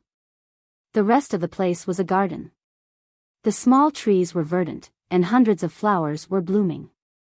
An intoxicating fragrance filled the air. There was a secluded path that extended in all directions. There was also a small stream that meandered around. The water of the stream was so clear that one could see the bottom. Colorful fish were playing happily in the water. Beside the stream, there were several pavilions. It could be said that the scenery here was pleasant. Ren Wuxuang laughed, this is my residence, far away from the bustling city, very quiet, very suitable for secluded cultivation. Wolf King said, so, brother can also live here in the future? Of course. Ren Wuxuang smiled and said, after these few months of traveling, you should be tired.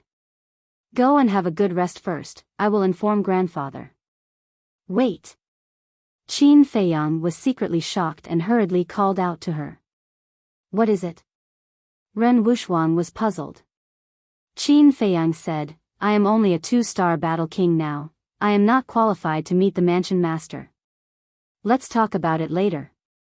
2-star battle king? Ren Wuxuang was stunned and looked at Qin Feiyang in disbelief. It had only been 8 months, and his cultivation had reached 2-star battle king. This speed was also shocking, right? It seemed that he had to work harder. Otherwise, it would not be long before this cheap brother caught up with him. After coming back to his senses, Ren Wuxuang laughed, we are already family, what qualifications are there to talk about? Moreover, my grandfather has always been interested in you. I am not interested in him. Qin Feiyang exclaimed in his heart and smiled, sister, actually, I am not ready. After all, he is a big shot. Others dream of meeting my grandfather, but you are making all kinds of excuses. I really don't know what is going on in your head. Alright, up to you. Ren Wuxuang rolled her eyes at him and led the man and the wolf to the pavilion. Qin Feiyang secretly heaved a sigh of relief. why didn't you inform grandfather that an important guest is coming? However, at this moment, an old voice suddenly sounded. Qin Feiyang's heart was in his throat in an instant. Chapter 292. Whoosh! A weather-beaten old man instantly descended in the sky above the courtyard. He was wearing a long white robe, with white hair and a white beard, but his eyes were shining. His old body was straight like an iron pine.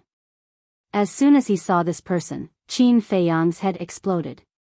Back then in the capital, he had indeed seen this person once. He remembered that it was when he was 9 years old. The prefecture lords of the 9 states went to the capital to meet the emperor. At that time, when the emperor went to meet them, he also brought him along. Therefore, this person had also seen him. He just didn't know if this person could still recognize him after 7 or 8 years. He was extremely nervous. The mansion master came too suddenly and he was not prepared at all. Although his current appearance and temperament had undergone an earth-shattering change, he still couldn't help but worry. Because if he was recognized, he was afraid that he would not be able to escape today. Wolf King was also extremely nervous. Although it still didn't know the exact situation, it could still make some connections based on Qin Feiyang's one-sided words. After Ren Wuxuang noticed the reaction of the man and wolf, he looked up at the old man and said, "Grandpa, why didn't you inform us in advance that you were coming?" There was a hint of reproach in his words. The mansion master said unhappily, "Do I need to inform others when I come to my granddaughter's residence?" Ren Wuxuang said unhappily, "You came so suddenly, you will scare them. They shouldn't be so weak." The mansion master was stunned and landed in front of the 2 men and the wolf, sizing up Qin Feiyang and Wolf King. Suddenly, he frowned and fixed his eyes on Qin Feiyang, with a trace of surprise in his old eyes. "Have we been recognized?" Qin Feiyang was shocked and was ready to take Wolf King and hide in the castle at any time.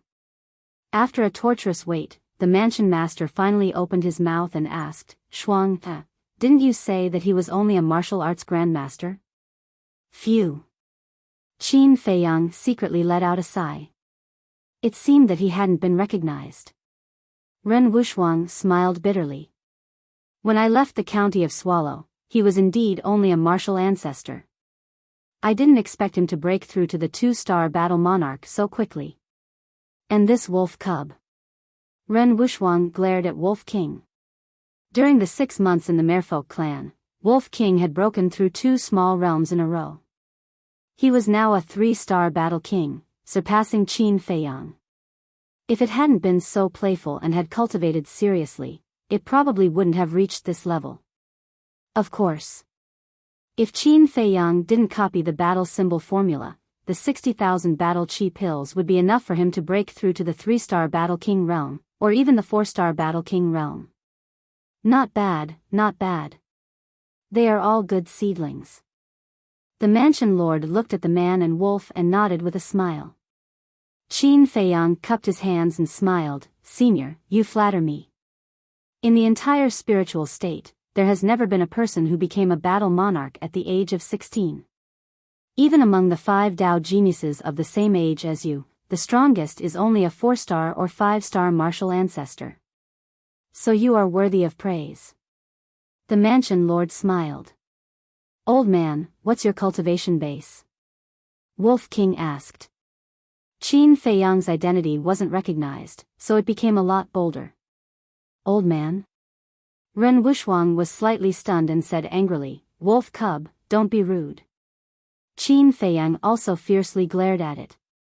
The mansion lord was also a little surprised. It was the first time in his life that someone dared to call him old man in front of him. Hee. Ren Wuxuang is little Qin Zi's sister, and I am little Qin Zi's big brother. We are family. Old man, you don't mind, right? Wolf King smiled slyly. Qin Feiyang's face twitched. This bastard really knows how to curry favor. The mansion lord looked at it with interest and said, "What if I say that I mind?" Wolf King shrunk its neck and said timidly, "Old man, you won't be so petty, right?" "Huh," the mansion lord laughed and seemed to be quite happy. He said, "When you have the ability to fight with me, you will naturally know my cultivation base." "Humph, what's the big deal?" Wolf King muttered in disdain. The mansion lord ignored it and looked at Qin Feiyang. "Go to the Holy Palace tomorrow, but don't use my name. You have to rely on yourself." "Yes." Qin Feiyang cupped his hands. "Also, only Wang Hong, Shuang, and I know about your glorious deeds in the county of Yan. So, you're just a nameless kid in the spiritual state. I hope that you can continue to keep a low profile. After all, if you are too dazzling, others will be jealous. Also, I will not give you any help, including Shuang, the mansion lord said. "I understand." Qin Feiyang nodded. "All right then, I will go to work. You young people have a good chat." With a flash, the mansion lord disappeared without a trace. Phew. At this moment, Qin Feiyang finally heaved a sigh of relief. Ren Wuxuang said, "Feiyang, you won't blame my grandfather, right?" "Why should I blame him? He did this for my own good. He doesn't want me to become a flower in a greenhouse, pleasant to the eye but useless." Qin Feiyang smiled. "It's good that you think so." Ren Wuxuang nodded and smiled. Suddenly, she frowned. "No, from what you said, are you talking about me? How would I dare to talk about you?" Qin Feiyang smiled bitterly. Ren Wuxuang dared to enter the ruins alone. No one dared to say that she was a rich young lady. "I don't think you dare." Ren Wuxuang snorted coldly, turned around and entered the attic. She sat on a chair and said with a smile, "Tell me about your experience on the way." "There's nothing much to say. In the desert of death, thanks to a giant python, it sent us to the Sea of Despair. When we arrived at the Sea of Despair, Fatso and Lu Hong activated their battle souls not long after, and they even grew a pair of wings. So, they carried me and crossed the Sea of Despair." Qin Feiyang smiled and explained briefly. As for the mermaid clan, he naturally ignored them. "Wings?" Ren Wuxuang was stunned.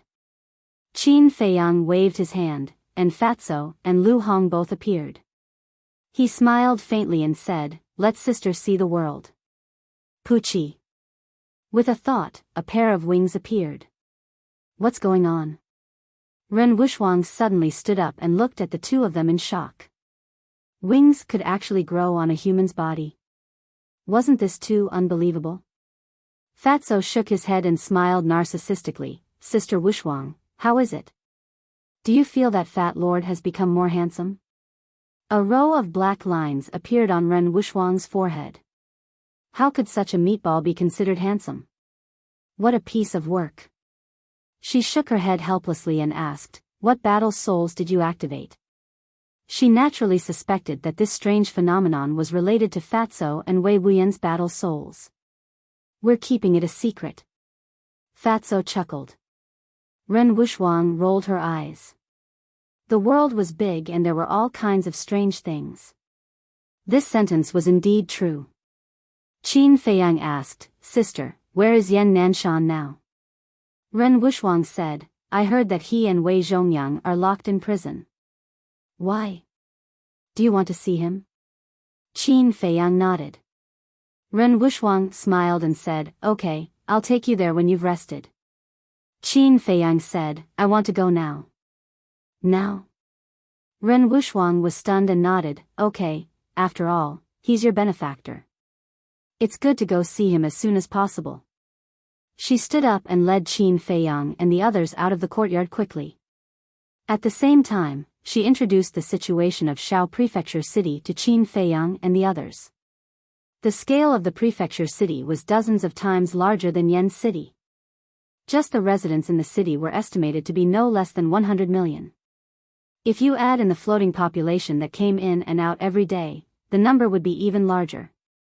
There were also countless large and small families. The entire prefecture city was divided into 5 major districts. They were East City, West City, North City, South City, and Central City.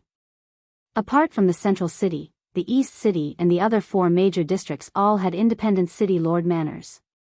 Each city lord was the right-hand man of the prefecture lord, and was even a super overlord that could cover the sky with one hand. As for the Central City, it was undoubtedly the true state capital. Because the prefecture lord's residence was here. And such an important place like the prison was naturally also in the Central City.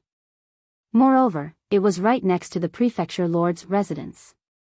Swoosh! Ren Wuxuang brought 3 people and 1 wolf and landed on a square. The square was more than 1,000 feet. The ground was covered with a layer of pitch-black stone slabs that had been there for a very long time. Ren Wuxuang pointed ahead and said with a faint smile, "That's the dungeon." Qin Feiyang followed and looked over. There was an ancient tower in front. It was completely black and had a total of 99 floors. It was several thousand feet tall and towered into the clouds, emitting an ancient and ice-cold aura.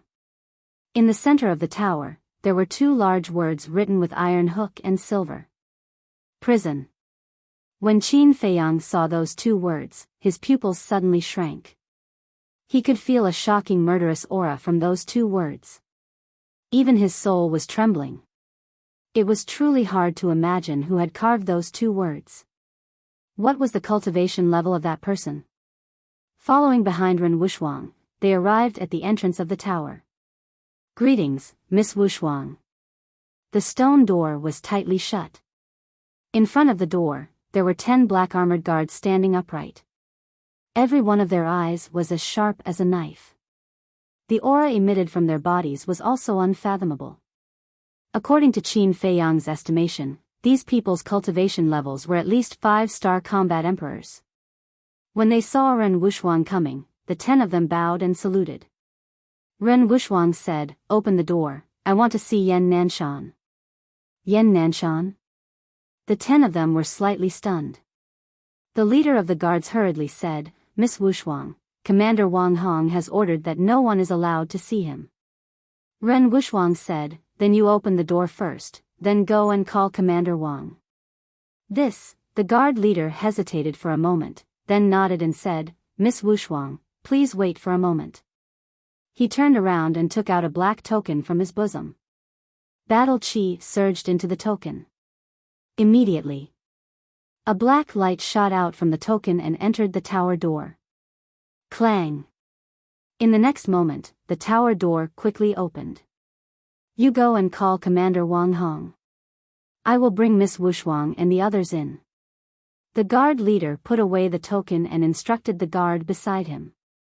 He then led the 4 people and the wolf into the ancient tower. A dark corridor entered their sight, but it was not damp and there was no unpleasant smell. On both sides of the corridor, there was a stone door at intervals. Behind the stone door, there was a cell. On the door, there was a number. "Miss Wuxuang, Yan Nanshan is in this cell." The guard leader stopped in front of cell number 10 and took out a 5-pointed star object from his bosom. It was similar to a token, but more like a badge. This was the key to open the cell's stone door. He grabbed the key and inserted it into a groove on the stone door. With a rumbling sound, the stone door slowly opened. Yan Nanshan gradually appeared in Qin Feiyang's sight. Chapter 293. The prison cell was about 3 meters wide. There was only a fist-sized moonstone inside, emitting a faint glow. Yan Nanshan sat on a futon. Not only were his hands and feet chained, but his hair was also disheveled. His eyes, which were originally full of vigor, were now dim and turbid. Qin Feiyang could not believe what he was seeing. Was this still the high-spirited Yan Nanshan? He was already locked in the stone room. Why were his hands and feet shackled?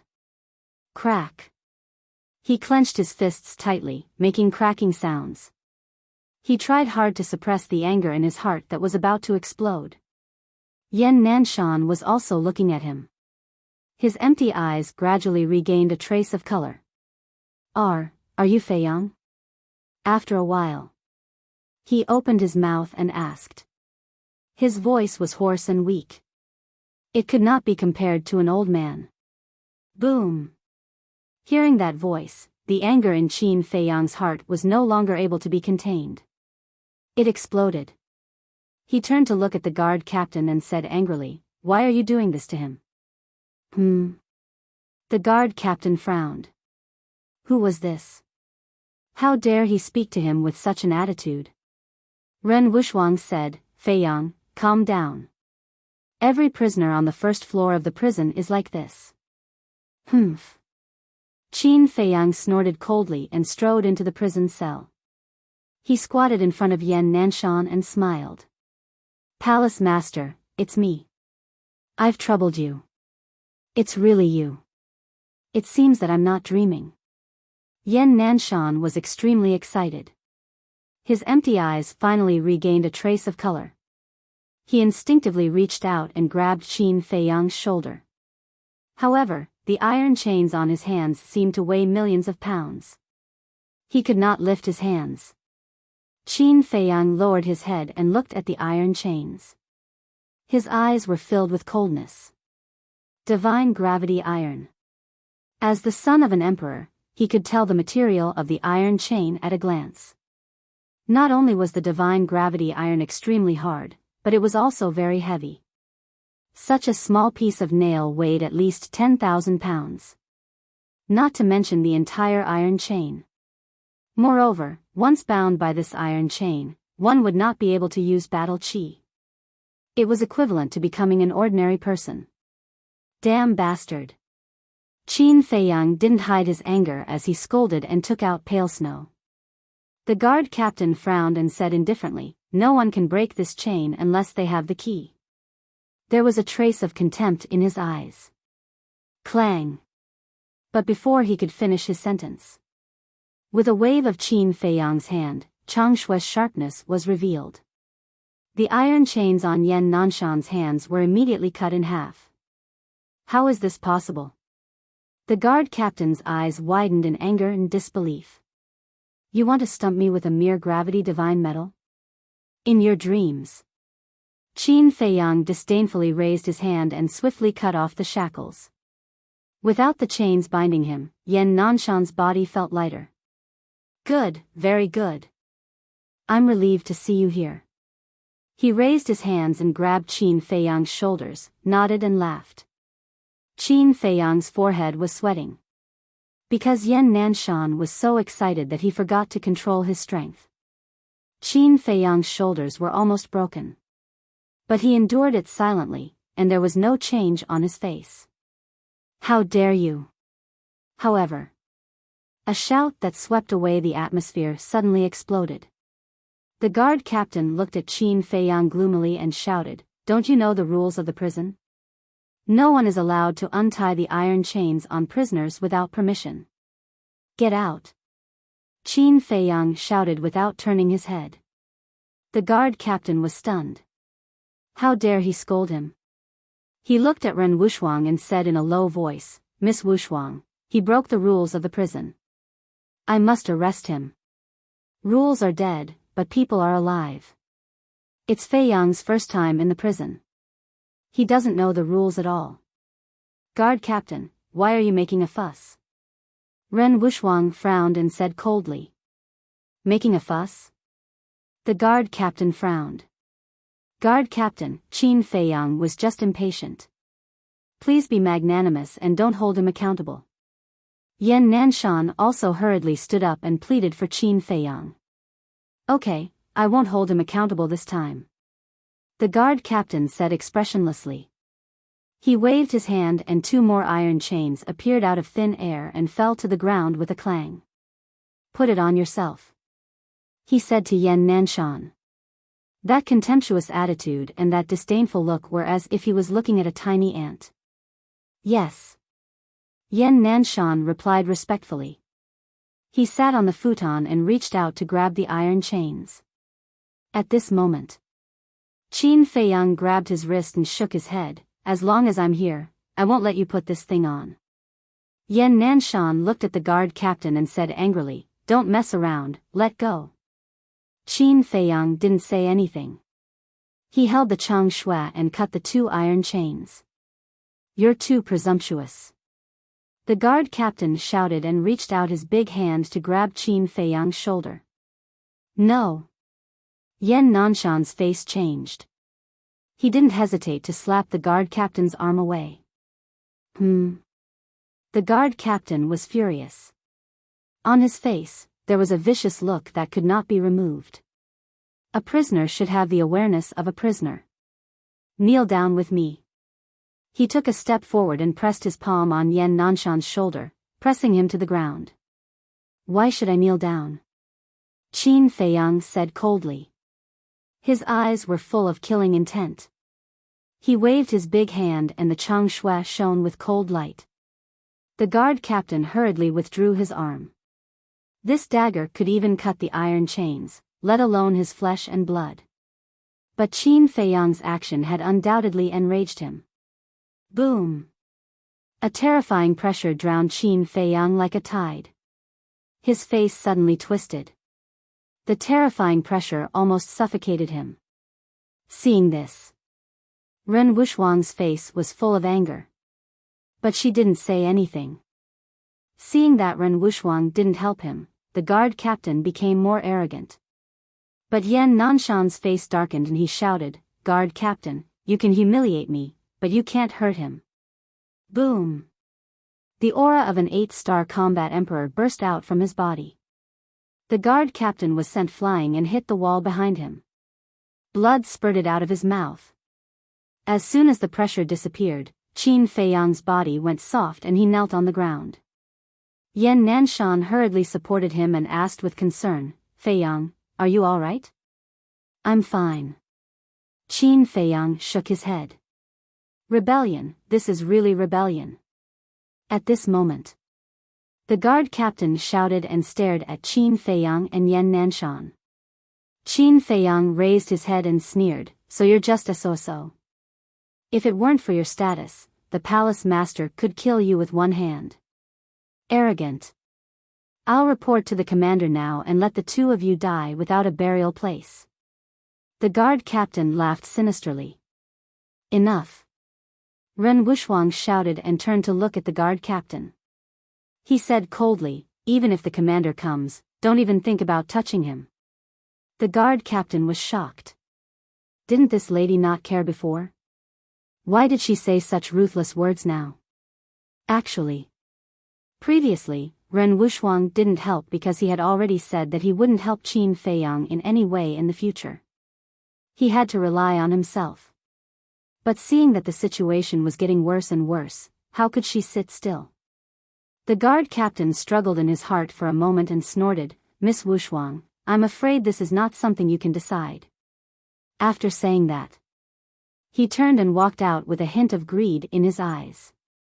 As long as I can lock this kid up in prison, that dagger will be mine.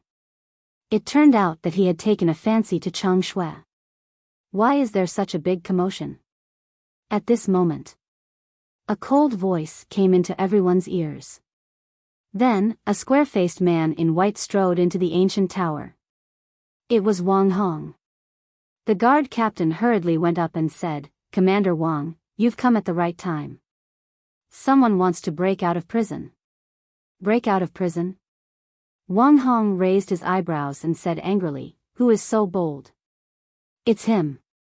The guard captain led Wang Hong to the door of the prison and pointed at Qin Feiyang with a hint of viciousness in his eyes. Wang Hong nodded to Ren Wuxuang and then looked at Qin Feiyang and Yan Nanshan. The guard captain said, Commander Wang, this kid is extremely arrogant. He must be severely punished. Yan Nanshan said in a deep voice, Guard captain, Qin Feiyang only helped me break the iron shackles because he saw that I was tired. But you said that he broke out of prison. What are your intentions? Is what you did different from breaking out of prison? The guard captain shouted in a stern voice. Qin Feiyang glanced at him indifferently and said to Wang Hong, Commander, do you remember our agreement? Wang Hong nodded. Agreement? The guard captain was taken aback as a sense of uneasiness welled up in his heart. Could it be that this person called Qin Feiyang was an old acquaintance of Commander Wang? Qin Feiyang said, "We agreed on 5 years. It hasn't even been a year. Shouldn't you fulfill your promise?" "That's right. But why did I hear that it was Ren Wuxuang who went to pick you up?" "We agreed that we wouldn't let anyone help us," Wang Hong said. Hearing this, Qin Feiyang's heart filled with anger. "Commander Wang Hong, it's already amazing that Feiyang could cross the desert of death and the sea of despair with his own efforts. Which young man in the spiritual state could do that? Why do you have to be so calculative? As for the Silent Mountain Range, even my grandfather doesn't dare to set foot here. Aren't you making things difficult for him? I can't help but suspect that you have a grudge against Feiyang and want to use this as an excuse to get rid of him." Ren Wuxuang frowned. Wang Hong's face twitched. He waved at the guard captain and said, "Go out and close the door." The guard captain hurriedly said, "But he wants to break out of prison, get out." Wang Hong's face turned cold. "Yes." The guard captain's body trembled. He hurriedly turned and ran out of the ancient tower, closing the door. Wang Hong glanced at Qin Feiyang, then looked at Ren Wuxuang and sighed, "There are some things that I don't want to say, but if I don't say it, you'll suspect that I have ulterior motives." He paused and said, "Actually, this was your idea, grandfather." "My grandfather?" Ren Wuxuang was stunned. Qin Feiyang and Yan Nanshan looked at each other, their eyes filled with confusion. "We were just testing Qin Feiyang's courage. It's not that he had to do it. If he asked for help halfway, I would have gone to save him. Who knew that this kid would be so serious? He actually crossed the desert of death and the sea of despair. I have to say, it really exceeded our expectations." Wang Hong smiled helplessly and turned to look at Qin Feiyang, his eyes full of praise. "I see. Until now." Chapter 294. Qin Feiyang asked, "Can you release the temple master now?" This, Wang Hong hesitated. Qin Feiyang's eyelids twitched. Zhua An's matter is not child's play. We must give a reasonable explanation to the outside world. Wang Hong pondered for a moment and smiled faintly. "How about this, I'll release Yan Nanshan after a year." "A year?" Qin Feiyang frowned. Yan Nanshan smiled. "Feiyang, I know you care about me, but Commander Wang Hong is right. If you release me now, the outside world will definitely have opinions." Qin Feiyang turned to look at him. Yan Nanshan smiled and nodded at him. "All right." Qin Feiyang sighed helplessly and looked at Wang Hong. "Commander Wang, can you not let the temple master wear those iron shackles?" "I'm afraid I can't. Because this is the rule.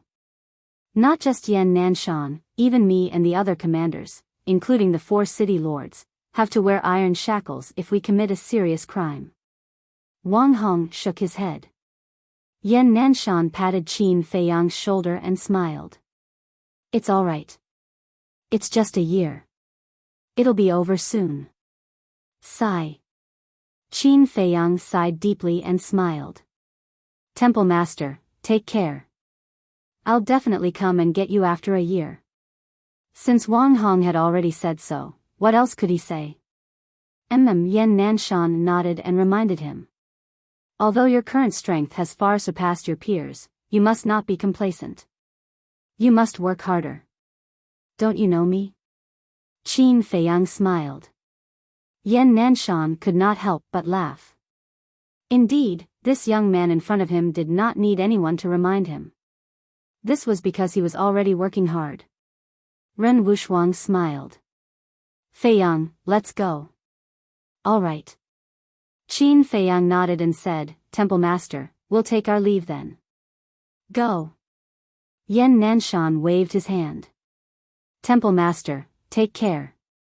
When we get out, Fat Lord will take you to pick up girls." Fatso smirked. "Picking up girls?" Yan Nanshan was stunned for a moment before he scolded with a smile, "Fatso, don't be so frivolous all day. If I find out that you're dragging Qin Feiyang down, I guarantee that I'll spank you the moment I come out. Fat Lord has a lot of meat, you can beat him up as much as you want." Fatso chuckled and chased after Qin Feiyang and the others. "I really don't know what to do with this kid." Yan Nanshan shook his head and laughed. Wang Hong said, "You should be glad that you took them in back then. Otherwise, you probably wouldn't be able to walk out of this cage."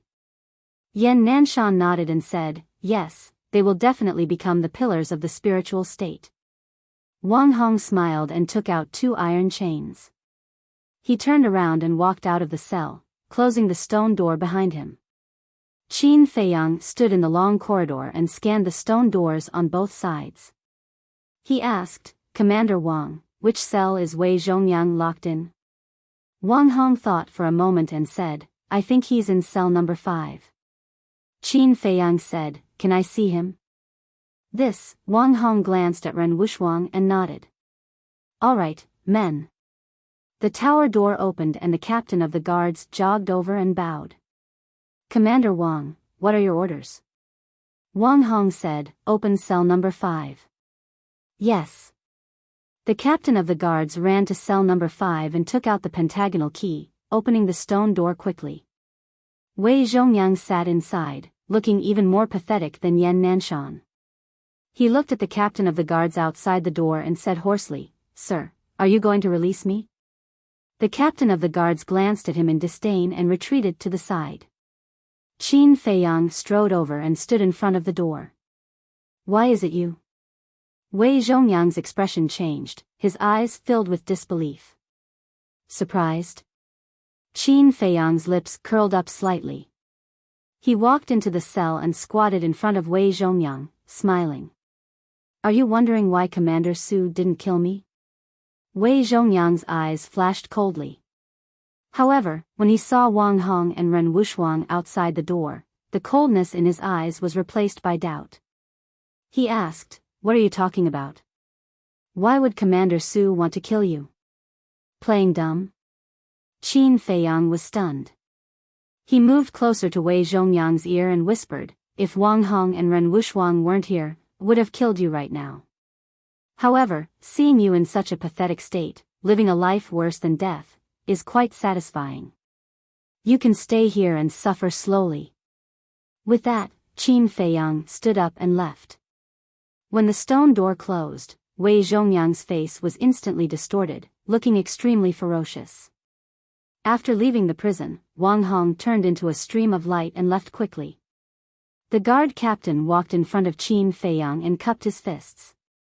"Little brother, I'm really sorry about what happened just now. Please forgive me." "It's fine." Qin Feiyang glanced at him indifferently, then left with Ren Wuxuang with Fatso, Lu Hong, and Wolf King. "That dagger, I must get my hands on it." The guard captain looked at Qin Feiyang's back with a sinister look in his eyes. He turned around and entered the ancient castle again, opening Yan Nanshan's cell. Yan Nanshan was already shackled. He looked up at the guard captain and asked with a smile, "Guard captain, is there a problem?" "Of course." The guard captain went up and slapped Yan Nanshan's face. "What are you doing?" Yan Nanshan's face darkened, and blood flowed out from the corner of his mouth. "What am I doing? Weren't you very powerful just now?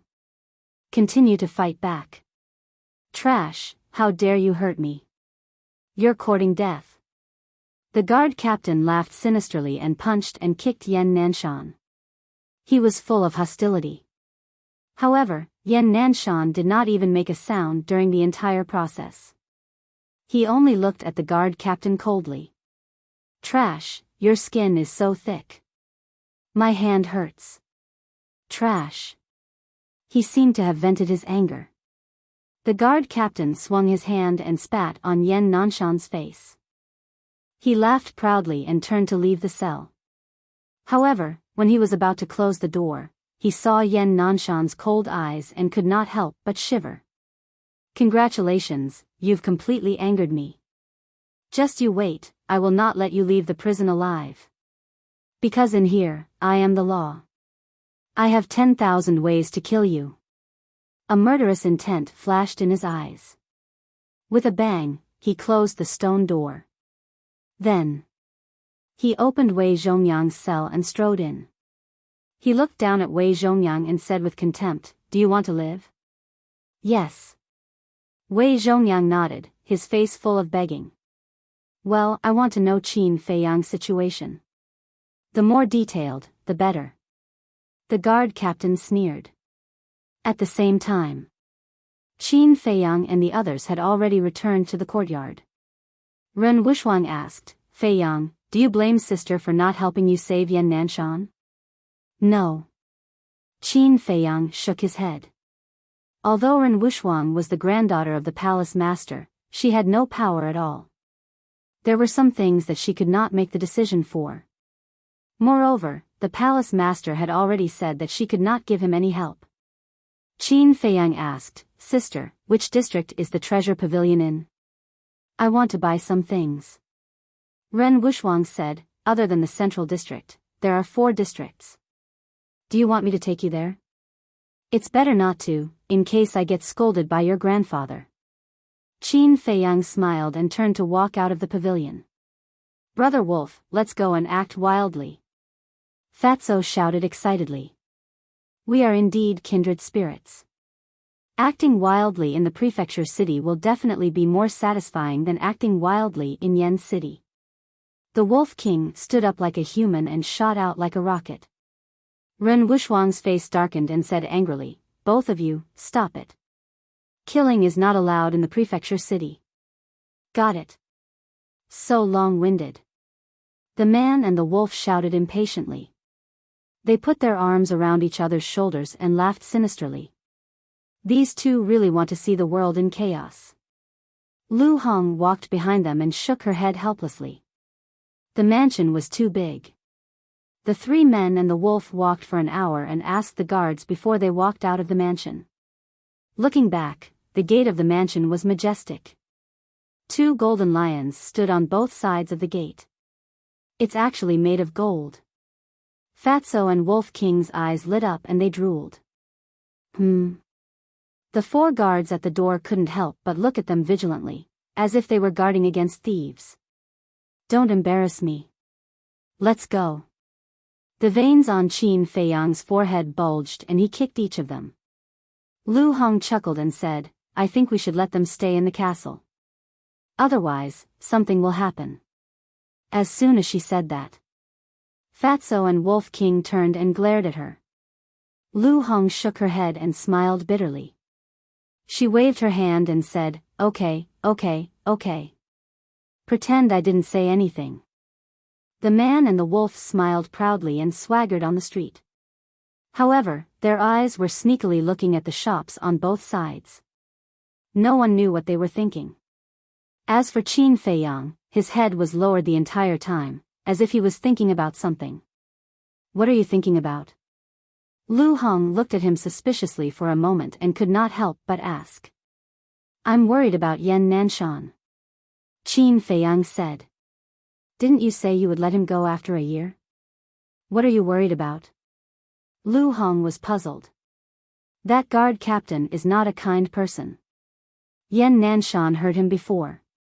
"I'm worried that he will take the opportunity to revenge," Qin Feiyang said. Lu Hong thought about it carefully and nodded. "It's possible. According to my observation, the way he looked at you was a little strange." "Strange?"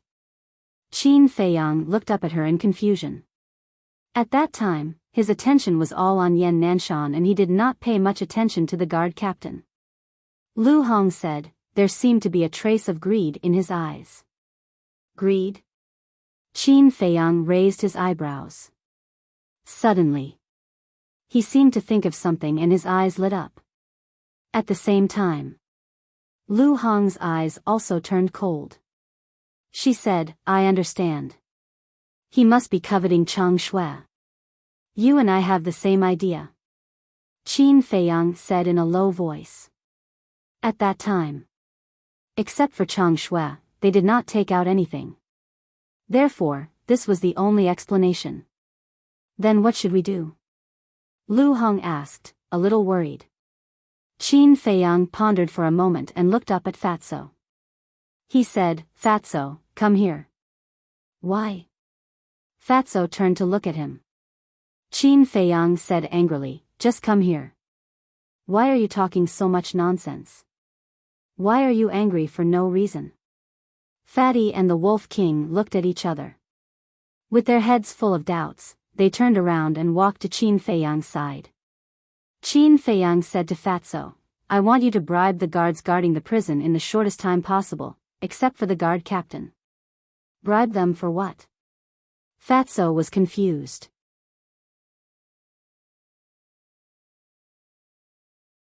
Chapter 295. So it's like that. Fatso frowned. This matter was not easy to handle, because those guards were all war emperors. If he was not careful, he would suffer. He could not help but sigh, boss, the mission you gave me is really difficult. I know it's difficult, but I believe you have the ability. Actually, you don't have to bribe all of them. Just one of them will do, but this person must be reliable. You have to observe carefully. Qin Feiyang warned. All right, Fat Lord will do his best. Fatso nodded. Not do your best, but you must do it. Qin Feiyang said seriously.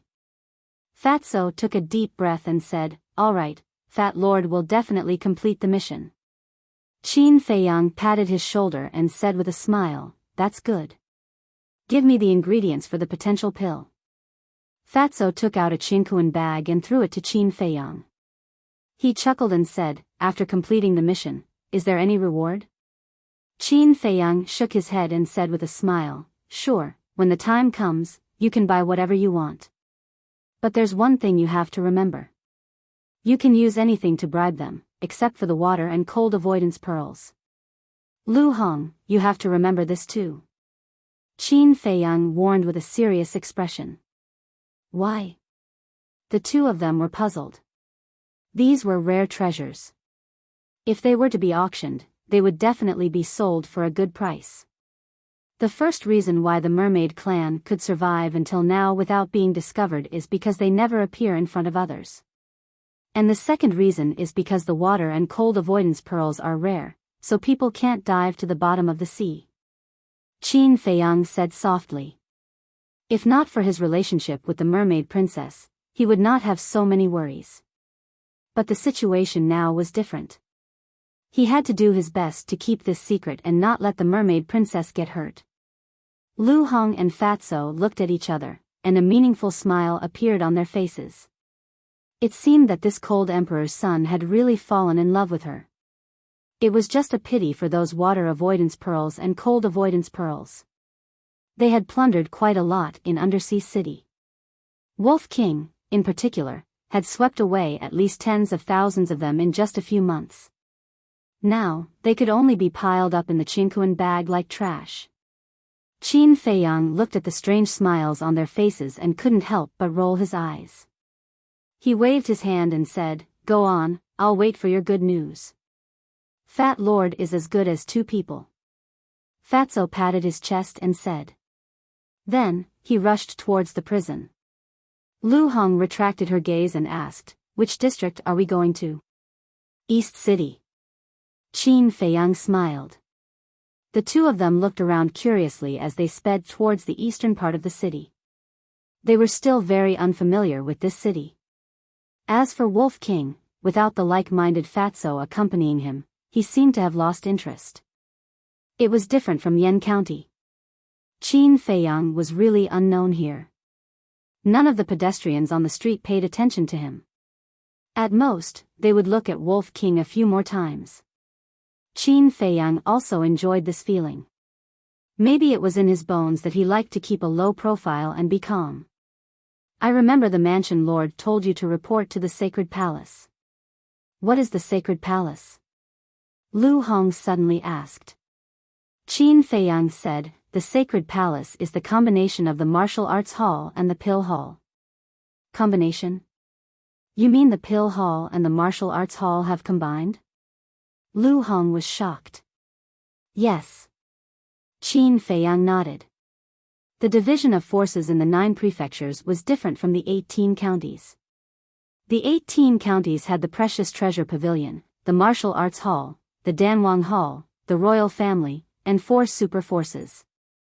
But in the 9 prefectures, the only super forces were the Sacred Palace and the Precious Treasure Pavilion. However, there were quite a few other major forces as well. But there was only one person in charge, and that was the Mansion Lord. For example, the Palace Lord of the Sacred Palace, the Precious Treasure Pavilion, the people in charge of the various super forces, and the 4 city lords had to obey his orders. In other words, the Mansion Lord was the ruler of a state. Of course.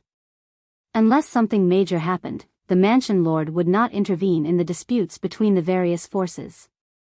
He was an existence that transcended the world. Unknowingly, the sky gradually darkened.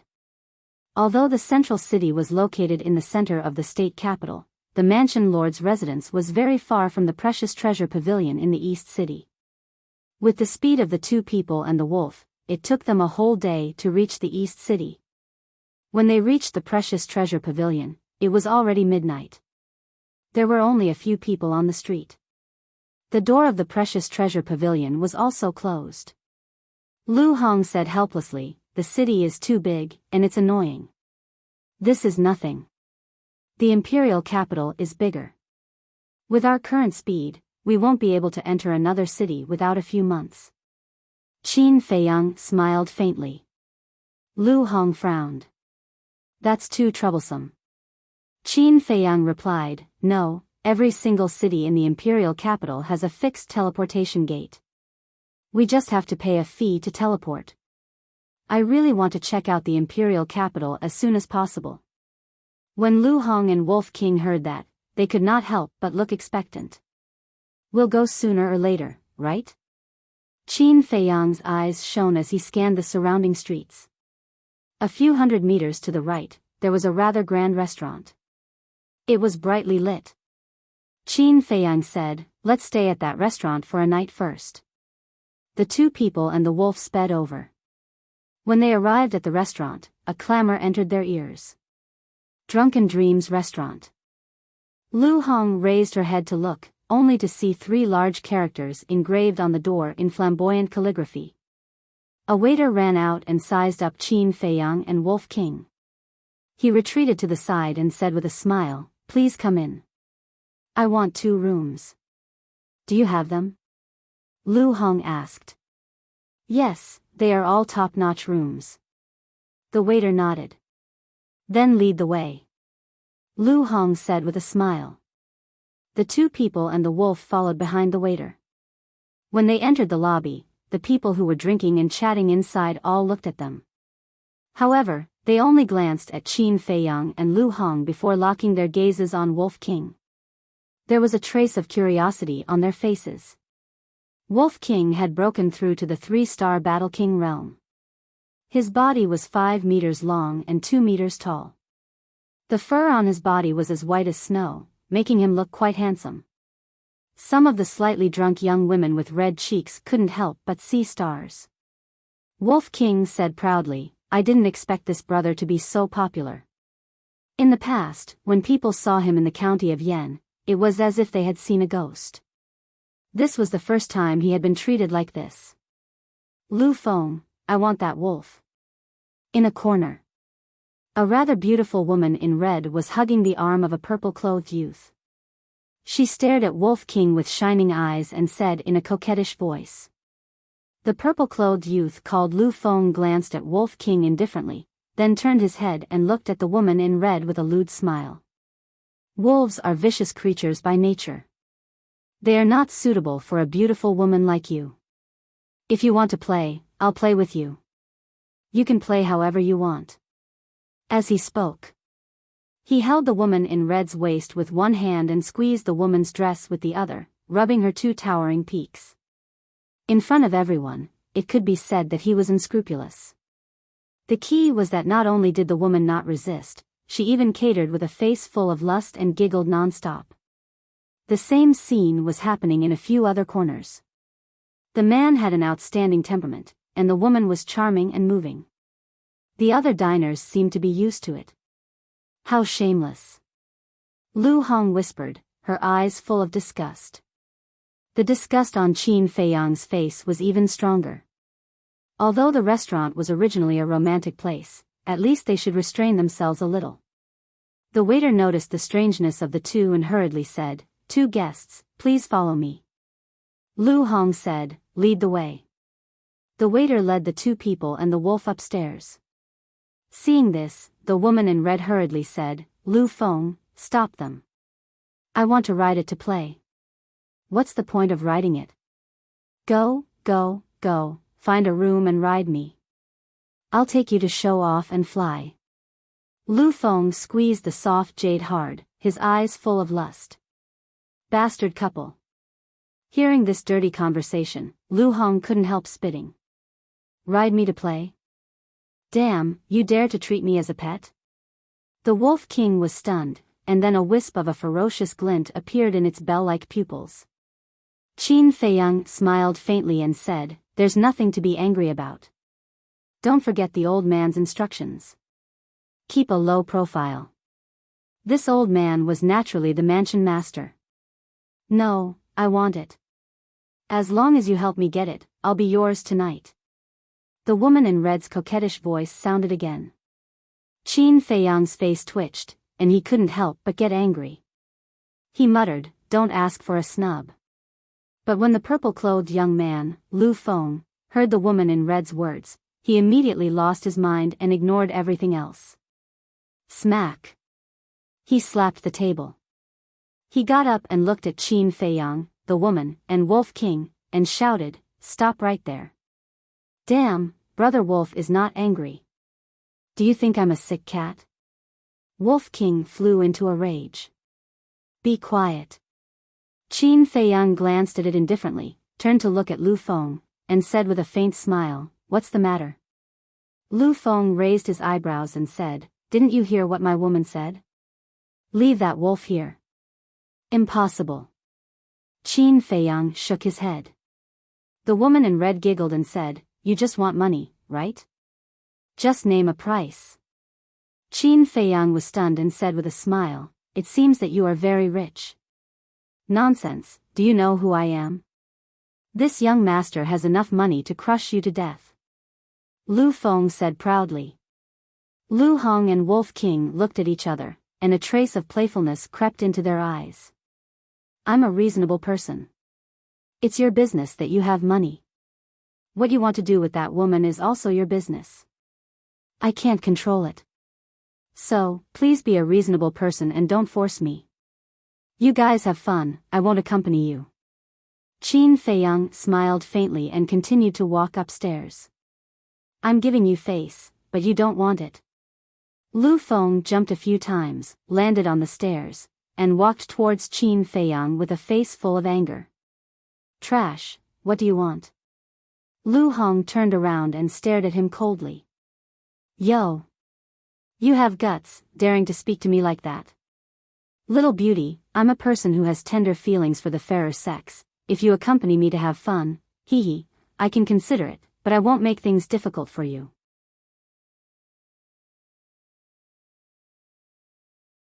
Chapter 296. Lu Hong's gaze turned cold, as if she had transformed into an iceberg with a bone-piercing chill. Lu Feng's pupils constricted as he burst into laughter. "I like women with a fiery temper. It's more exciting and interesting to play with." Lu Hong looked at Qin Feiyang with a cold glint in her eyes. "Do as you deem fit." Qin Feiyang smiled faintly. Since someone came looking for a beating, there was no harm in teaching him a lesson. Although the state capital had rules that prohibited fighting, as long as both parties agreed, sparring was still allowed. It was fine as long as no lives were lost. "Little beauty, as long as you accompany me for a night, I'll give you whatever you want." Looking at this cold woman before him, a strong desire to possess and conquer surged in Lu Feng's heart. He did not realize that a disaster was about to befall. Perhaps, he was fearless and felt that two people and a wolf would not dare to do anything to him. Lu Hong's red lips curled up slightly as she said with a smile, "As long as you can defeat me, I'll accompany you tonight. That's what you said. Lu Feng's eyes lit up as he placed one hand behind his back. I'll give you a handicap of one hand. If I can't subdue you within 3 moves, it'll be my loss. I don't need 3 moves. Lu Hong shook her head and said with a smile. At least you know your limits. Bring it on. I'll be very gentle. Lu Feng scanned Lu Hong's figure and laughed lewdly. Get ready to wail. Lu Hong smiled and her face turned cold. Swoosh. As soon as she finished speaking, she disappeared from Lu Feng's sight. Piak. Following closely. A resounding slap resounded within the drunken dream inn. What's going on? The diners below were shocked. They discovered that a blood-red palm print had appeared on Lu Feng's face. Then, they looked at Lu Hong. She stood in front of Lu Feng with a face as cold as ice. Did she hit him? Unbelievable. She's so fast. Everyone present turned pale with fright. You actually dare to slap me in public? Lu Feng was also stunned on the spot. His big hand touched his burning face, and his face was filled with disbelief. Smelly bitch, this young master will strip you naked right now and let you know the consequences of offending this young master. He suddenly roared and looked at Lu Hong with a ferocious expression, reaching out to grab Lu Hong's dress. Dirty mouth, slap it. Lu Hong said coldly. Her jade-like hand shot out like lightning. Smack. Immediately, a series of ear-piercing slaps could be heard. In front of Lu Hong, Lu Feng was just like a 3-year-old child, without the slightest ability to retaliate. A short while later, his originally handsome face was now covered in palm prints and swollen like a pig's head. The teeth in his mouth were also smashed into pieces, and blood splattered everywhere. This woman is so strong. When the men below saw this scene, they couldn't help but shiver. But what happened next made them even more frightened. Lu Hong lifted her foot and kicked. With a crack, Lu Feng's whole body flew out, and blood spurted out from his crotch. His balls were broken, and his bird died. Everyone was scared out of their wits. This woman was really ruthless. She actually kicked Lu Feng's balls. The crowd below retreated. Lu Feng smashed onto a table, and the table immediately fell into pieces. He fell to the ground, covering his lower body. Ah, he wailed in pain and kept rolling on the ground. His face was twisted and deformed. You don't understand what I mean. What I mean is, to deal with trash like you, I don't need 3 moves at all. Lu Hong looked at Lu Feng contemptuously, turned around, clapped her hands, and walked towards Qin Feiyang. There was not a trace of blood on her body. Her expression was incomparably calm. Qin Feiyang said unhappily, next time you do this kind of thing, tell me and let me do it. After all, you're a woman. Don't dirty your feet. Lu Hong nodded. Her cheeks were also a little red. She really didn't think of this when she was angry just now. Now that she thought about it, this kind of behavior was indeed a little indecent. She had to be more careful next time. The crowd below looked at each other. They thought that Qin Feiyang was going to blame Lu Hong for being too heavy-handed. But they didn't expect that he was just afraid of dirtying her feet. What was the background of these 2 people? Didn't they know that the forces behind Lu Feng were enough to crush them? They also didn't know that Qin Feiyang was a person who was not afraid of anything. No matter how strong Lu Feng's background was, if he provoked him, he would still kill him. It's better to keep a low profile. If you're too ostentatious, you'll get into big trouble sooner or later. He glanced at Lu Feng indifferently, turned to look at the shop assistant, and said with a smile, lead the way. Yes, yes, yes. The shop assistant was also in a daze. Obviously, he didn't expect that Lu Hong would be so ridiculously strong. Hearing Qin Feiyang's voice, he quivered and hurriedly led the way. Kicking his balls is more painful than killing him directly. You little girl, you're too ruthless, but I like it. Wolf King chuckled. Lu Hong rolled her eyes at it and said helplessly, I learned it from you guys. Wolf King said, this kind of good tradition has to be learned. Get lost. Qin Feiyang kicked. Didn't he see that Lu Hong was a woman? Good tradition. Shameless. Bitch, what are you doing there? Come over here and help me back. Suddenly, Lu Feng's stern shout sounded. Two people and a wolf looked down. They saw that the woman in red was scared silly. She curled up there, her face pale and her body trembling. Hearing Lu Feng's stern shout, her body trembled, and she hurriedly ran over and hugged Lu Feng's arm. Lu Feng endured the pain and struggled to get up. Following that, he raised his head and looked at Qin Feiyang and Wolf King, and said resentfully, just you wait, tomorrow will be the day of your death. All right, I'll wait. Qin Feiyang revealed a mouthful of white teeth. Is this a provocation? Everyone's hearts trembled as they searched their memories. However, after searching through all their memories, they couldn't find any information about this person. They were sure that this person was just a nobody, but why did he dare to challenge Lu Feng?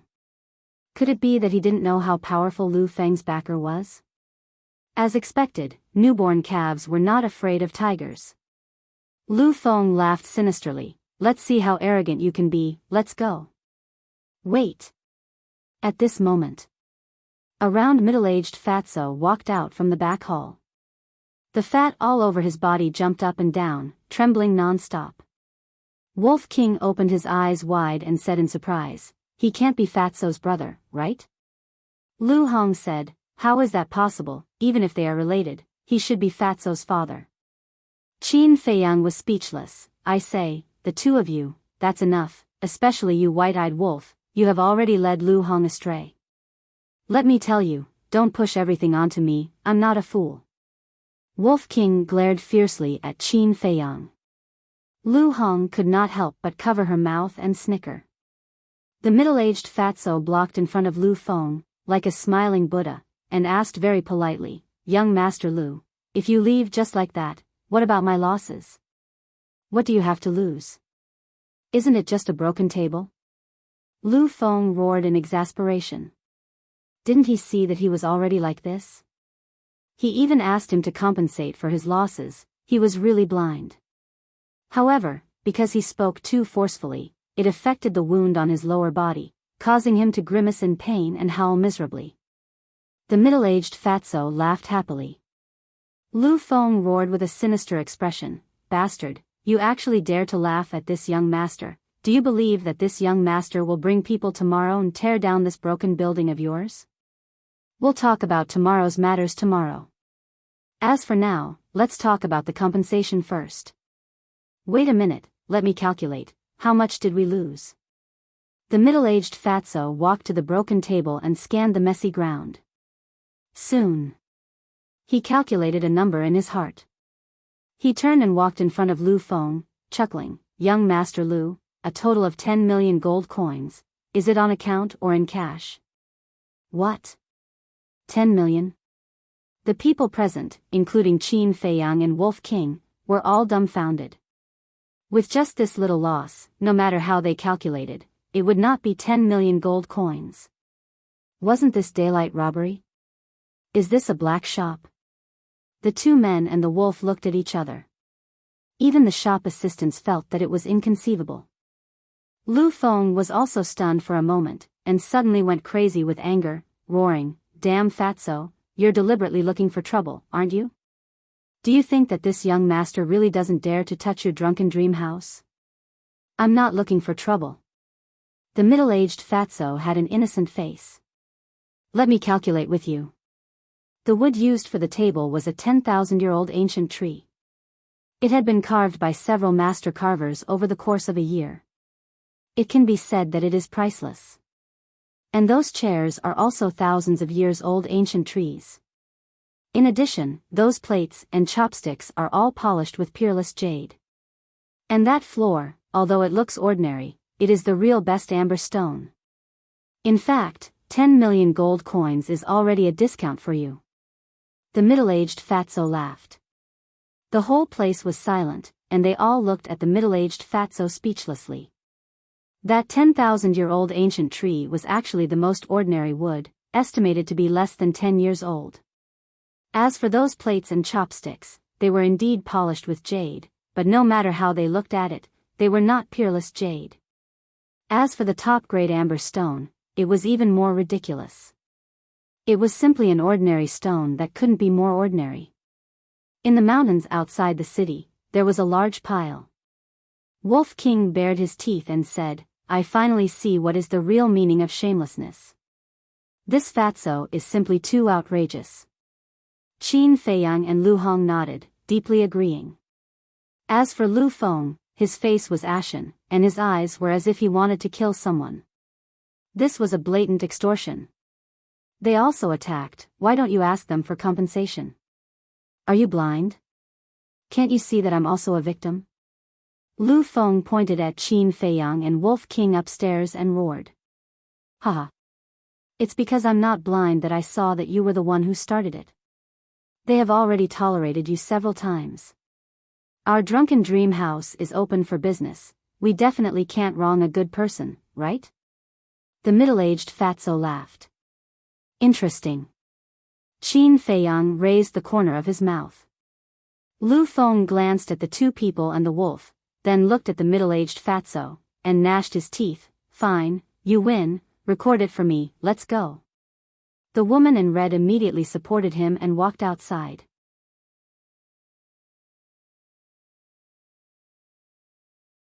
Chapter 297.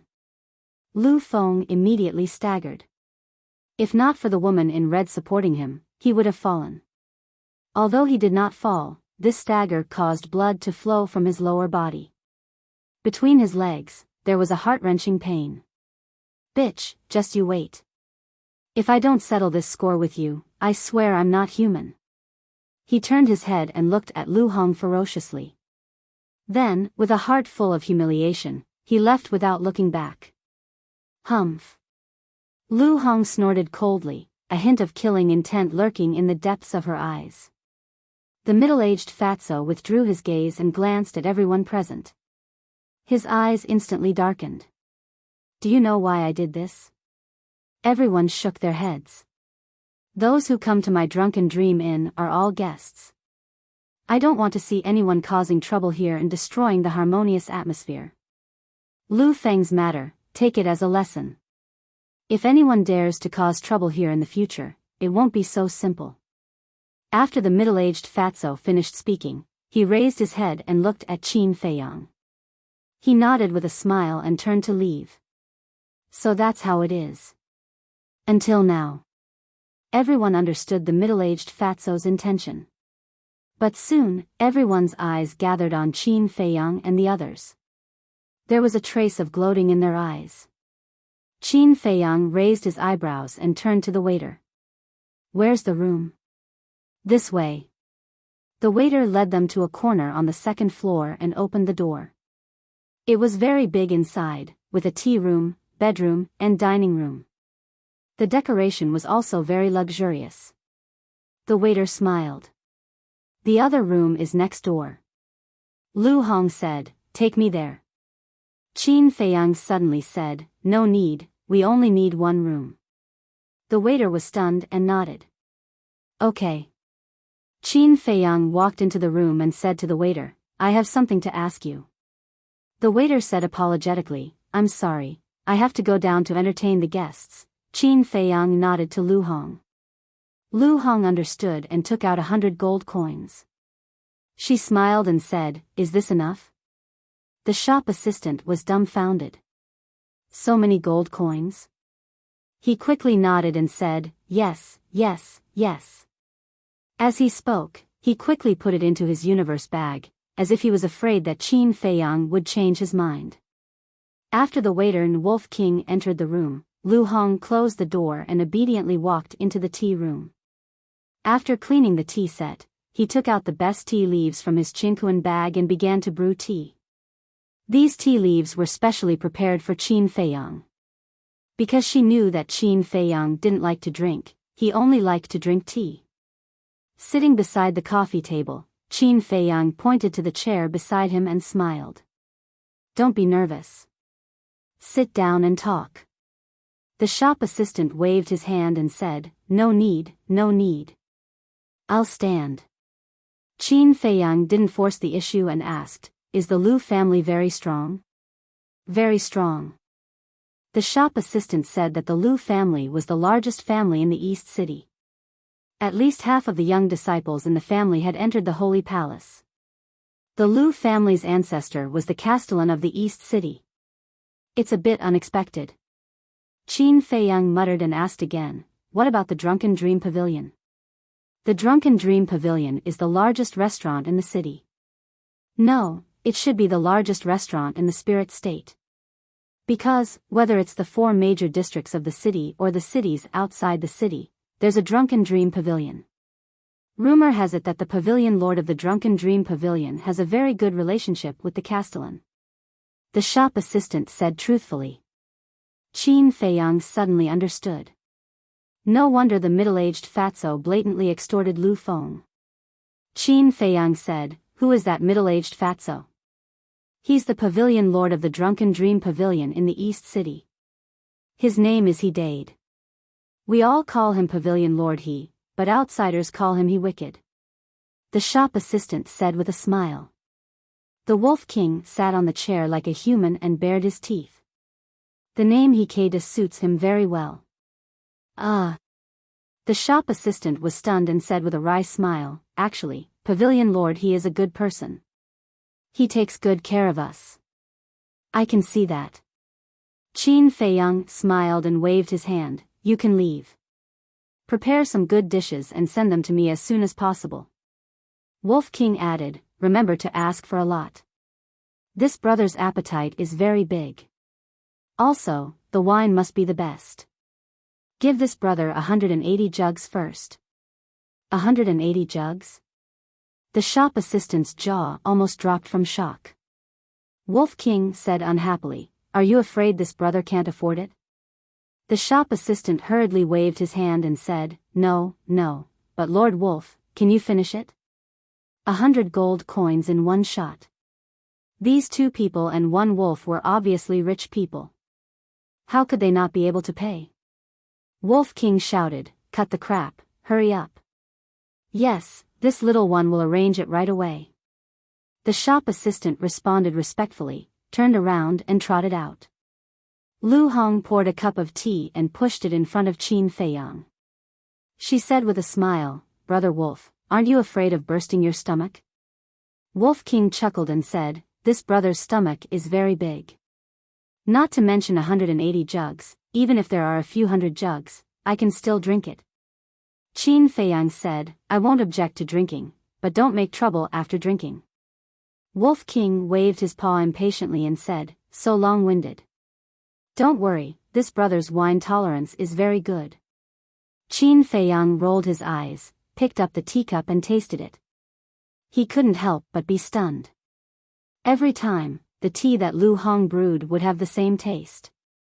There was a hint of sweetness in the fragrance, but if one tasted it carefully, they would find that it was mixed with a hint of bitterness. He liked this kind of tea very much. However, it was not a coincidence that it tasted the same every time. He turned to look at Lu Hong with a strange look in his eyes. Lu Hong was puzzled and asked, what's wrong? You don't like the taste of this tea? Then I'll find you other tea leaves tomorrow. Thank you. Qin Feiyang smiled and said. Thank me? Lu Hong was stunned. You're too kind. I like the taste of this tea very much. Qin Feiyang smiled. Lu Hong revealed a look of realization and said with a smile, actually, you don't have to thank me. If it weren't for your help, I would still be a small figure in the Danwang Hall. She was very emotional. The 3rd level of the Gate of Potential. She had become a 1-star battle king at the age of 18. She also had white wings and battle soul. She had even entered the state capital. In the past, she wouldn't even dare to think about these. And all of these were brought to her by the man in front of her. Of course. The person she should be most grateful to was Fatso. If it weren't for Fatso dragging her into his trap, she wouldn't have achieved what she had today. She couldn't help but want to laugh when she thought of what happened back then. Soon, the waiter served the dishes. Qin Feiyang and Lu Hong ate a little and put down their bowls and chopsticks, leaving the Wolf King to devour everything. He even howled from time to time. Lu Hong found it funny. She had never seen such a way of eating. Suddenly, she seemed to have thought of something and turned to look at Qin Feiyang and asked, "You didn't let me stay next door because you were worried that Lu Feng would harm me?" "Yes. You were so ruthless. He definitely won't let it go. But don't worry. This is a dispute between the younger generation. The older generation of the Lu family won't interfere. After all, this is the state capital, not the county of Yen. If the older generation were to interfere, the Lu family would really become a joke." Qin Feiyang smiled.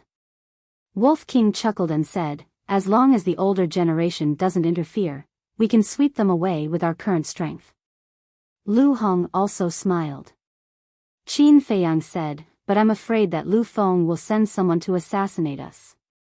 So, we have to be extra careful." "Okay." The man and the wolf nodded. Qin Feiyang said, "Contact Fatso." Lu Hong took out the image crystal and quickly activated it. Soon, Fatty's image condensed into a phantom. Lu Hong asked, "How is it?" Fatso burped and said unhappily, "So fast." "You're here?"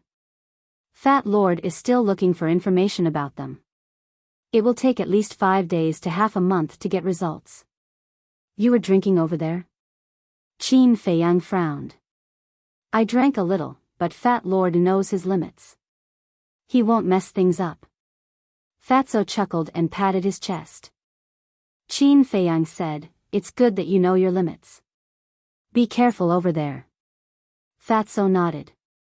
After turning off the image crystal, Qin Feiyang let Lu Hong rest on the bed. He also entered the tea room and half reclined on the chair. He closed his eyes and recuperated while pondering. There were many problems that he would face next. For example, battle arts. After stepping into the War King realm, battle arts were no longer of much use. And he, Wolf King, Fatso, and Lu Hong all needed battle arts. But the key was that battle arts were very precious, and everyone would carefully hide them. Back then, he should have read all the battle arts in the Imperial Palace's martial arts treasury. But at that time, he would never have thought that he would be reduced to such a state today. The night was silent. Early the next morning, Lu Hong woke up Qin Feiyang. Qin Feiyang washed up a little, changed into a clean set of clothes, scanned the room, and asked, "Where's the white-eyed wolf?" Lu Hong was startled, and shook her head. "I don't know either, didn't it tell you?" At this moment, the two of them realized that something was wrong. Wolf King must have snuck out while they were asleep last night. Qin Feiyang said, "Hurry up and ask the waiter." "All right." Lu Hong hurriedly walked out of the room and quickly returned. She shook her head and said, "Waiter, I didn't see it go down." Qin Feiyang raised his eyebrows, walked to the window, and immediately found some white hair in the cracks of the window. He took a closer look and saw that it was Wolf King's hair. This bastard really ran away. Qin Feiyang was furious. Moreover, at that time, Wolf King must have been dead drunk. Otherwise, with its strength, it wouldn't have left white hair here. Lu Hong asked anxiously, "What do we do now?" Wolf King did not have any image crystal on him. The city was so big, and an entire night had passed. Who knew where it had gone? Most importantly, if it ran out drunk, it might cause some big trouble. It really doesn't make people worry at all. Forget it, it's better if it dies outside, it'll save us some trouble. Qin Feiyang quickly went downstairs with a belly full of anger. After Lu Hong paid the bill, the two of them left the Drunken Dream Inn and arrived at the entrance of the Treasure Pavilion. The precious Treasure Pavilion here was much more impressive than the one in Yen City. Even the 2 guards at the door were 9-star war king.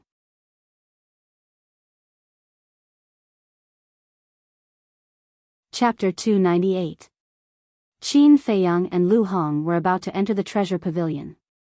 However, when a conversation entered their ears, they immediately stopped in their tracks. Have you heard? Last night, there was a wolf howl in the East City. The news spread early in the morning. I heard that someone saw a white wolf that was 4 or 5 feet long. It seemed to be drunk and crazy. Wolves drink too. What a weirdo. I also heard that the beast went to peek at a woman bathing and was chased by the woman for a few streets. Damn, what a piece of work. Who is that woman? I think she's a young lady from the Lu family. Awesome, she dares to go to the Lu family and cause trouble. A few middle-aged men passed by the street in front of the precious treasure pavilion and discussed with great interest. That bastard wolf. Qin Feiyang clenched his fists and his joints cracked. Don't you know that the old ancestor of the Lu clan is the city lord of the East City? Most importantly, he had been discovered. Wasn't this causing trouble for him? Lu Hong whispered, going to the Lu family to cause trouble is not a child's play. What should we do now? Qin Feiyang said, what else can we do? Find her. Get out of the way, get out of the way. Don't block my young master's way. But at this moment, a series of arrogant shouts sounded. Qin Feiyang looked in the direction of the sound and saw a group of people walking towards them. The 2 men in black leading the group looked ferocious and repulsive. Behind them, 2 middle-aged men in servant clothes were carrying an armchair. A young man in purple was half lying on the armchair. It was Lu Feng. And behind the armchair, there were more than 10 men in black. The group of people swaggered through the streets aggressively. The pedestrians in front of them retreated to the sides in panic. Young Master Lu, why are you making such a big commotion? Someone muttered in confusion. Someone immediately whispered, I heard that a woman kicked his balls in the Drunken Dream Pavilion last night. He must be going to that woman to settle the score. Serves him right. He usually takes pleasure in toying with women. Now that his manhood has been destroyed by a woman, this is retribution. Keep your voice down. If he hears us, we'll be in big trouble. Some people were discussing in low voices. You came so quickly. Qin Feiyang smiled coldly and brought Lu Hong into the treasure pavilion. Aren't we going to find Wolf King? Lu Hong asked. I'm not going. The Lu family didn't catch it, so it must be running wild somewhere. Qin Feiyang shook his head. The mention of Wolf King gave him a headache. Are you sure? Lu Hong was surprised. Qin Feiyang smiled faintly and said, if the white-eyed wolf is caught by the Lu family, Lu Feng will definitely bring him here. What if he gets killed? Lu Hong was worried. That's even more impossible. Lu Feng hates us to the bone. How could he kill it so easily? Speaking of this, Qin Feiyang snorted and said, if he dies, then he deserves it. Lu Hong shook her head and laughed. Qin Feiyang was a typical sharp-tongued but soft-hearted person. In fact, he was more worried about Wolf King's safety than anyone else. A staff member greeted Qin Feiyang and Lu Hong. It was a young woman, about 24 or 25 years old. She had a pretty face and a tall figure. She was wearing a long white dress. On her chest were the words Treasure Pavilion embroidered. Qin Deity greets young master in Mississippi. She gently and politely bowed to Qin Feiyang and Lu Hong and asked with a smile, how can I help you? Qin Deity? Qin Feiyang was stunned and looked at her curiously. Lu Hong glanced at Qin Feiyang and said with a smile, Miss Deity, we want to buy a furnace. The price is negotiable, but the quality must be good. Qin Deity's bright eyes flashed with surprise. She bowed and said, I didn't know Miss was an alchemist. Sorry for the disrespect. Lu Hong wanted to explain that she was not an alchemist. But she suddenly remembered that she was indeed an alchemist. However, ever since she had followed Qin Feiyang, she had never refined pills again, causing her to almost forget that she still had the identity of a pill master. Please follow me to the second floor. Qin Jie glanced at Qin Feiyang. She found that Qin Feiyang kept looking at her and was a little unhappy. Men were indeed the same. They could not take their eyes off a woman. But customers were above all. She did not show her displeasure. The two of them followed behind Qin Jie to the second floor. Lu Hong looked at Qin Feiyang suspiciously and whispered, "Why are you staring at her like that? Have you taken a liking to her?" Qin Feiyang was stunned and smiled bitterly. "Your imagination is almost on par with Fatso's. I just couldn't help but observe her a little longer because her surname is Qin." Lu Hong came to a realization. Qin Feiyang was not a playboy. The first floor was huge, spanning hundreds of feet. There were all kinds of people. But the second floor was smaller. Those who could be on the second floor were all dressed in luxurious clothes. One could tell at a glance that they were either rich or noble. Qin Jie led the two of them to a counter. There were dozens of pill furnaces on the counter. Qin Jie walked behind the counter and introduced, "These pills come in different sizes and colors. They are all first-grade pill furnaces. Which one do you like?" "First-grade pill furnaces?" Qin Feiyang frowned. Lu Hong could tell that Qin Feiyang was not satisfied and asked, "Miss Jie, do you have any higher-grade pill furnaces?" Qin Jie was confused. First-grade pill furnaces can refine all first-grade pills. Isn't that enough? Not enough. Lu Hong shook her head. Qin Jie looked at Lu Hong in shock. Could this person already refine second-grade pills? But she looked like she was only 17 or 18 years old. Pill furnaces and pills were also divided into grades. First grade to ninth grade. Bone replenishing pill, healing pill, body tempering pill, qi gathering pill, and red fire glaze pill were all first-grade pills. Of course, the same grade was also divided into different grades. For example, healing pill and bone replenishing pill were the lowest grade pills among first-grade pills. Red fire glaze pill was undoubtedly the top grade pill among first-grade pills. As for the potential pill, logically speaking, it should also be a first-grade pill. But in terms of the power of the potential pill, even a ninth-grade pill could not compare to it. So, it was really hard to determine the grade of the potential pill. And battle chi pill, regeneration pill, prolongation pill, transformation pill, bottleneck breaking pill, and so on were second-grade pills. If a first-grade pill furnace was used to refine second-grade pills, not only would the quality be affected, but the success rate would also be lowered. It might even explode. For example, Qin Feiyang's furnace exploded when he was refining the prolongation pill. In fact, it was just one of the reasons that he lost control due to nervousness. Another reason was that the pill furnace's grade was not high enough. If it was a second-grade pill furnace or a higher-grade pill furnace, even if he lost control, the furnace might not explode. Cough. Seeing Qin Jie staring at Lu Hong for a long time and unable to come back to her senses, Qin Feiyang could not help coughing. At that moment, Qin Jie reacted and apologized. "I'm really sorry, please forgive me." "It's okay." Lu Hong smiled faintly. "To tell you the truth, we usually auction off pill furnaces that are of the second grade and above.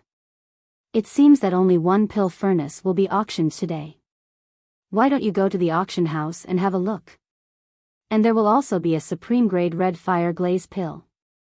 You may need it." Qin Jie smiled. Supreme grade red fire glaze pill? Qin Feiyang and Lu Hong looked at each other with a trace of surprise in their eyes.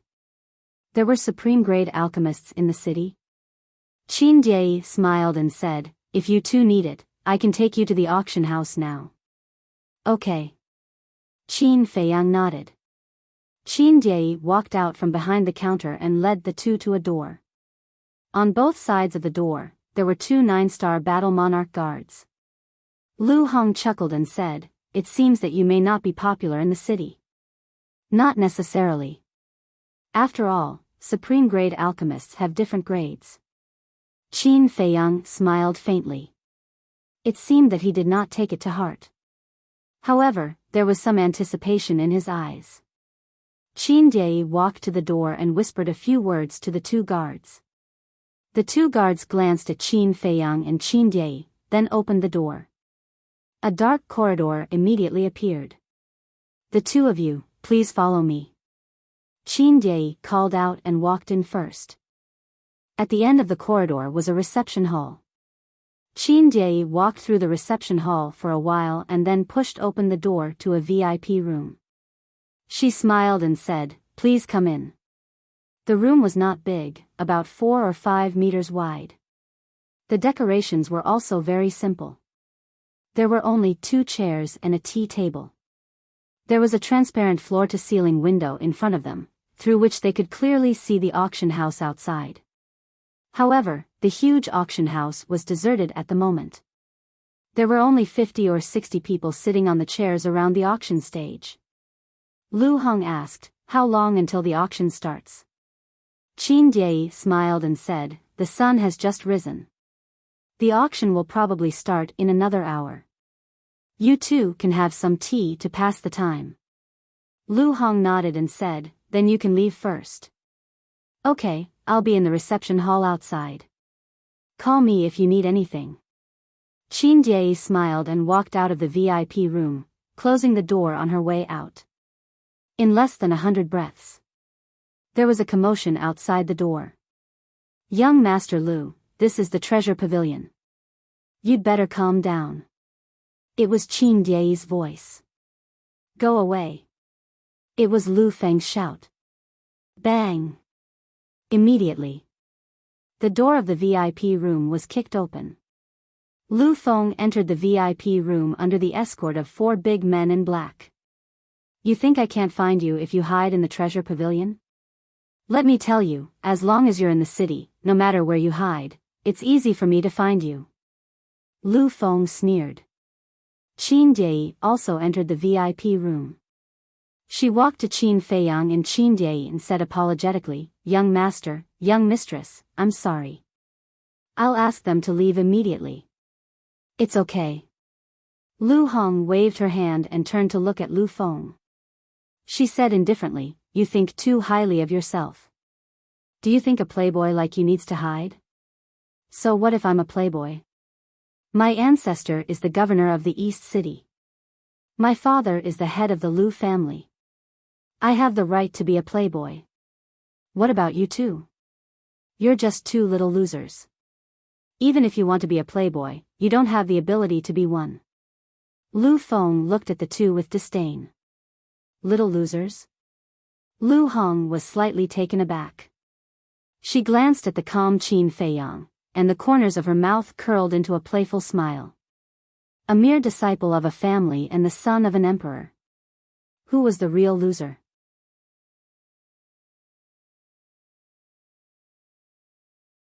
Chapter 299. Seeing the playful smile on the corner of Lu Hong's mouth, Lu Feng's heart burned with rage, and he said sternly, "Stinking bitch, what's with that expression?" Lu Hong's expression turned cold as she said, "Clean your mouth for me. You stinky bitch who has been ridden by thousands of men. Shameless bitch. So what if this young master scolds you?" Lu Feng sneered. Slap. Lu Hong slapped Lu Feng's face with lightning speed. He was sent flying. With a wail, he hit the wall behind him and spat out blood. The group of black-robed men were stunned. Suddenly, their eyes revealed an ominous glint as they rushed towards Lu Hong. "Stop. This is not your Lu family. You can't do as you please. Don't blame me for throwing you out if you dare to cause trouble here again," Qin Jie said angrily. The group of men in black stopped and looked back at Lu Feng. Lu Feng got up from the ground and touched his burning face. He glared at Qin Feiyang and Qin Jie, his eyes spitting fire. "Let's see." He coldly threw down these words, then angrily left with a group of black-robed men. Phew. Qin Jie heaved a sigh of relief and turned to Lu Hong. So you were the one who beat Lu Feng up last night? Lu Hong smiled. A good-for-nothing like him will feel uncomfortable if I don't beat him up. Qin Jie pursed her lips. You're such a sentimental person. But you have to be careful. Lu Feng is narrow-minded and will definitely take revenge. He won't let this go. Lu Hong cupped her hands. Thank you for your reminder. After Qin Jie left, Lu Hong walked to Qin Feiyang and whispered, You won't blame me for hitting him without permission, right? Why would I blame you? If it were me, I would have hit him harder. Qin Feiyang smiled faintly. Lu Hong cracked a smile. Her pretty appearance was rather enchanting. Outside, people kept entering the auction house. An hour later, the auction hall was already packed with people. It was noisy and clamorous. The various VIP rooms were also occupied by the disciples of the various wealthy families. Boom! A loud chime of a bell exploded in the auction hall. The scene immediately quieted down. A healthy old man in white walked up to the auction stage under the escort of 10 guards. Subsequently, the 10 guards stood at the edge of the high platform and scanned the area in front of them with sharp eyes. The white-clothed old man scanned the crowd and said with a smile, I am Yin Yuan Ming. Thank you all for coming to Zhenbao Pavilion. I hope that everyone can participate in today's auction peacefully. Steward Yin, don't you find it tiring to say such courteous words every day? Let's get started. That's right. Who is so blind to cause trouble in the treasure pavilion? Someone below urged. Of course it's tiring to say it every day, but it's necessary. It can be considered as a warning to some restless people. Alright, let's cut the crap and get off to a good start. Today's first auction item is the Supreme Grade Red Fire Glaze Elixir that everyone has been longing for. Yin Yuan Ming waved his hand and a jade box appeared out of thin air. After opening it, a round, fiery red elixir immediately appeared in front of everyone's eyes. The starting price is 4 million. Each bid must not be less than 100,000. There is no upper limit. Begin. Yin Yuan Ming did not introduce the red fire glaze elixir in detail. He only explained the rules and the auction began. 4, 1 million. 4, 2 million. 4, 3 million. The auction hall suddenly rang out with bids. Qin Feiyang and Lu Hong looked at each other. The starting price was 4 million? One must know that in Yen City, the Supreme Grade Red Fire Glaze Elixir was only 4 million. This city was indeed the world of the rich. We now have 23 Supreme Grade Red Fire Glaze Elixir and 66 sets of Red Fire Glaze Elixir herbs. In total, there are 89 elixirs. If we auction them, we will definitely earn hundreds of millions of gold coins. Lu Hong said. The Red Fire Glaze Elixir is meaningless to us. We can auction it. Qin Feiyang nodded. Lu Hong stood up and said, I will arrange it now. Qin Feiyang waved his hand and said with a smile, No hurry. Let's see the final price first. You can also raise the price to test the waters. Test the waters? Lu Hong was stunned for a moment before she said, 6 million. 5 million. Before she could finish her sentence, another gloomy voice sounded from the VIP room next door. And it was a bid of 500,000. I see. Lu Hong showed a look of understanding. The owner of the voice was Lu Feng. She thought that Lu Feng had left the treasure pavilion, but she did not expect him to be next door. It turned out that this was the purpose of testing the waters. It seemed that Qin Feiyang had already expected that Lu Feng would be entangled with them today. Sigh. Lu Hong sighed inwardly. After 2 years, she thought that she was already very smart, but compared to Qin Feiyang, she knew that she was still far behind. However, Lu Feng was too impatient. Lu Hong asked, Do you want to play with him? Qin Feiyang waved his hand and said, Don't rush. It was easy to play with Lu Feng, but this way, the price would be inflated, and they would not know the true value of the supreme-grade red fire glaze elixir in the capital.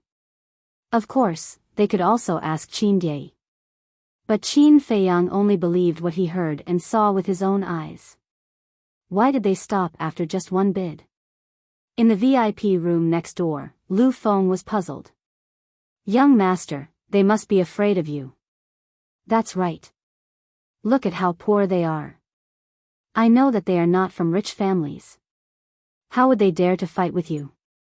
The group of men in black smiled obsequiously. Lu Feng nodded and said, yes, they must be too scared to bid. I'll rest for a while. Keep an eye on them. As soon as they bid, immediately raise the price. I don't want them to get anything today. Lu Feng ordered and closed his eyes to recover.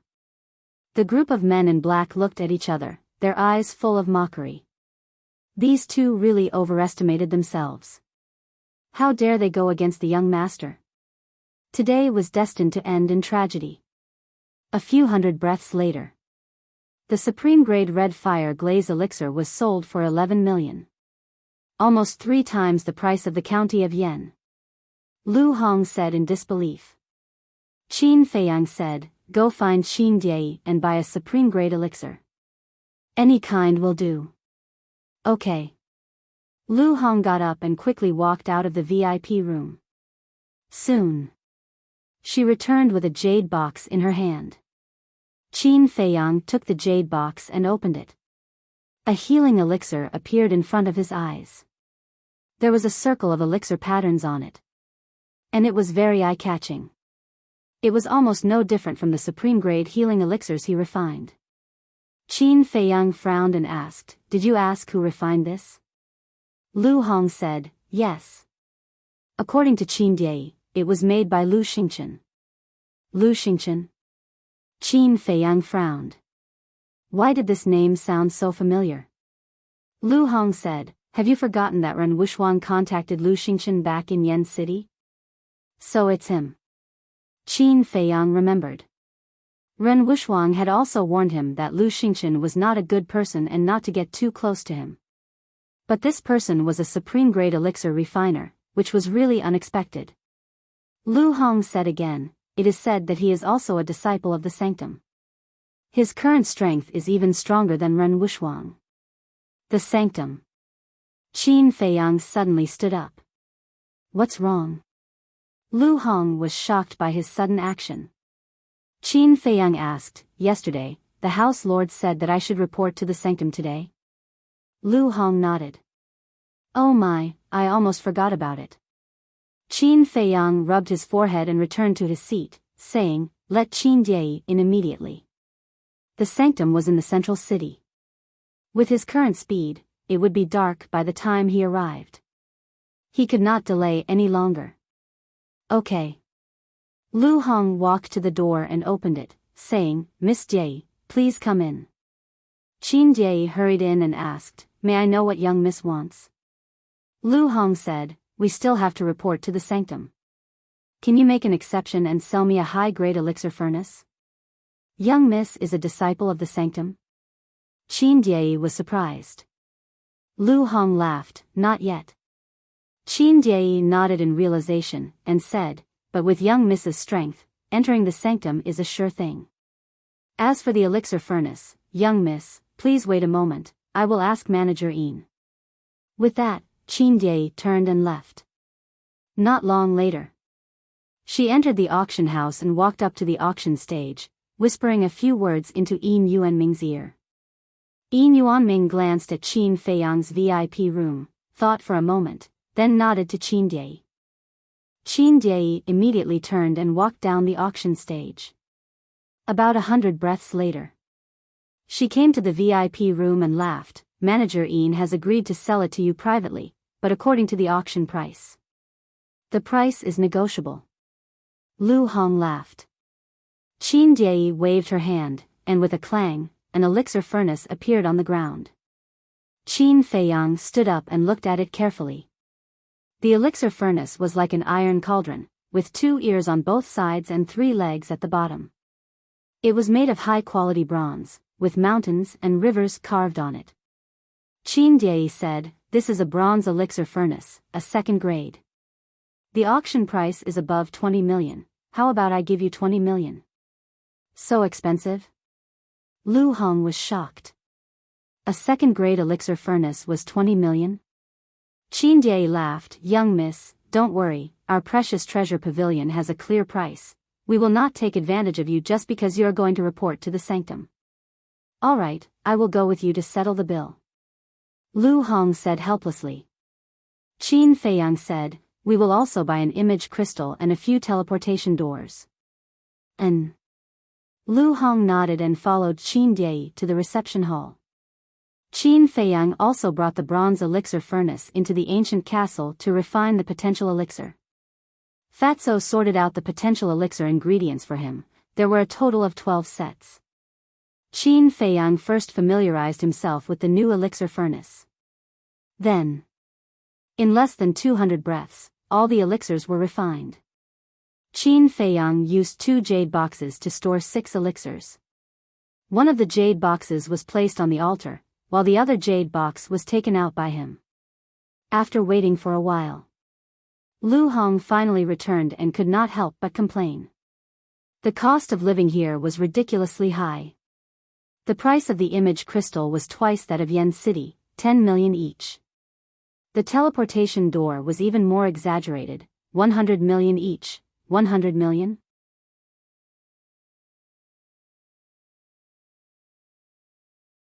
Chapter 300. When he was in the capital, he had never traveled far away. Plus, there was a fixed portal. So, he didn't know much about the price of the portal. When he heard the astronomical figure, his jaw almost dropped. 100 million for one. That was ridiculously expensive. Qin Feiyang asked, "How many did you buy?"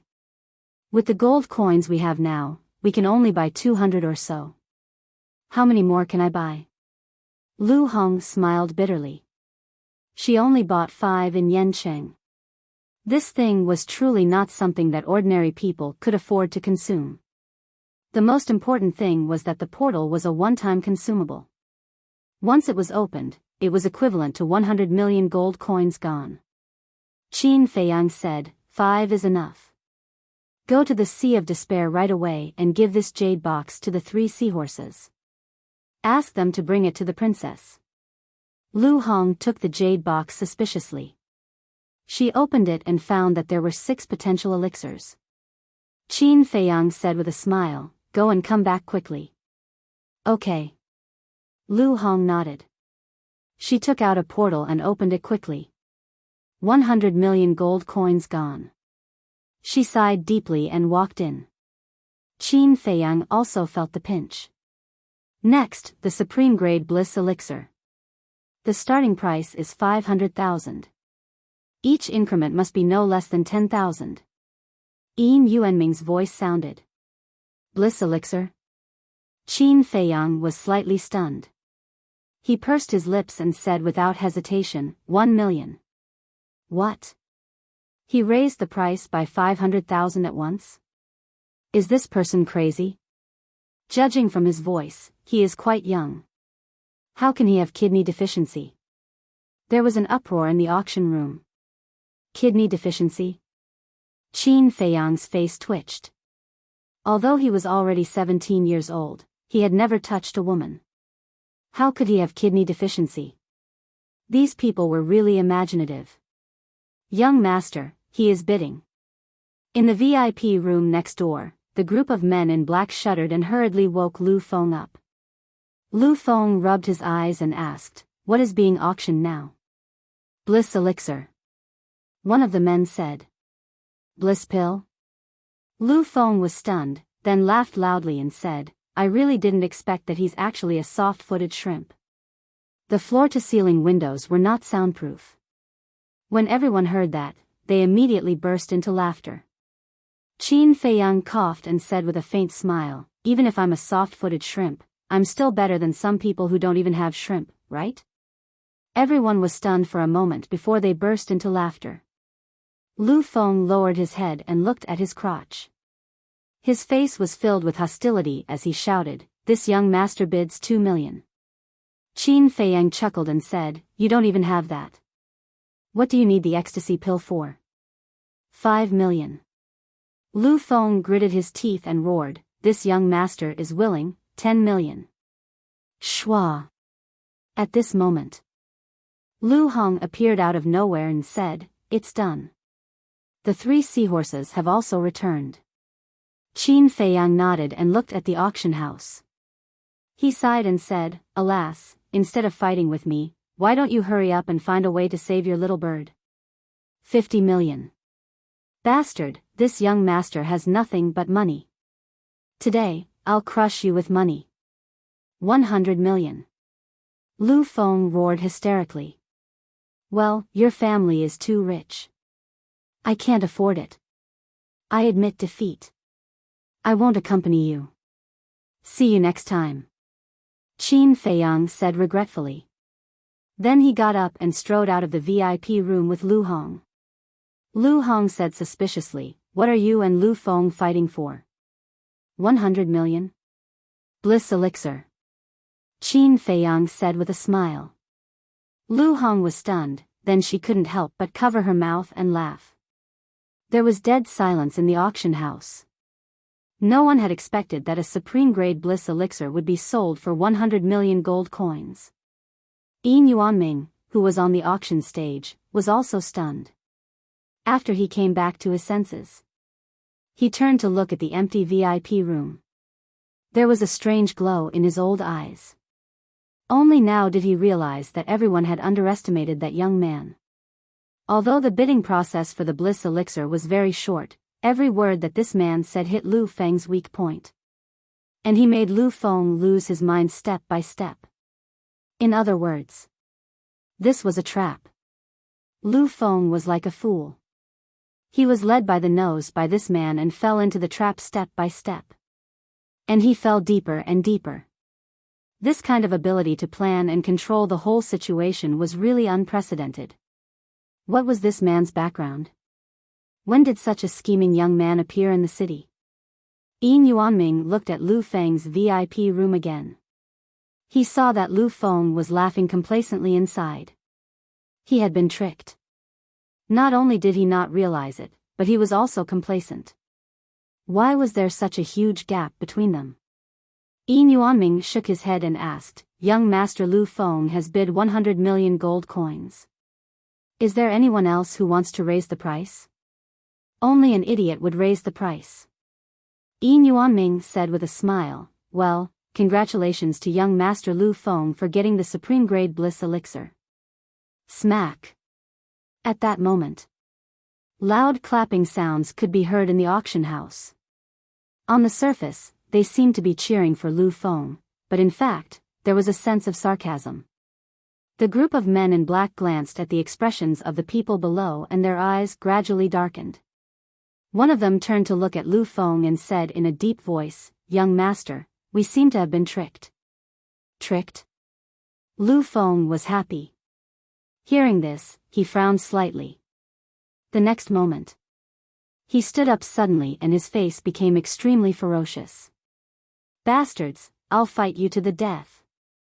Let's go and get even with them." With a loud roar, he stormed out of the VIP room with a group of lackeys. Immediately, he saw Qin Feiyang and Qin Deity about to leave through the door. Lu Feng shouted, "Stop right there." Qin Deity stood in front of Lu Feng and said with a smile, "Young Master Lu, wait a moment. You can only leave after the bill is settled. Will I go back on my words?" "Get lost!" Lu Feng shouted.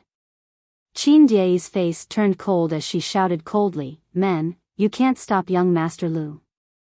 If you don't pay the bill, don't even think about leaving today." 10 guards of the 9-star War King immediately ran over and surrounded Lu Feng and his group. Idiot. Qin Feiyang and Lu Hong turned around and looked, the corners of their mouths pursed into a mocking smile. Then, under Lu Feng's angry gaze, they walked out of the door and walked down the stairs to the first floor. Lu Hong shook her head and said, "I've seen hedonistic disciples, but I've never seen such a hedonistic person. You'll get used to it when you see more. Qin Feiyang smiled faintly. Lu Hong nodded and asked, now, are we going directly to the sacred palace or are we going to find Wolf King? Of course we're going to find Wolf King. We can't leave it alone in the East City. Qin Feiyang was furious again. Couldn't this wolf cub make people less worried?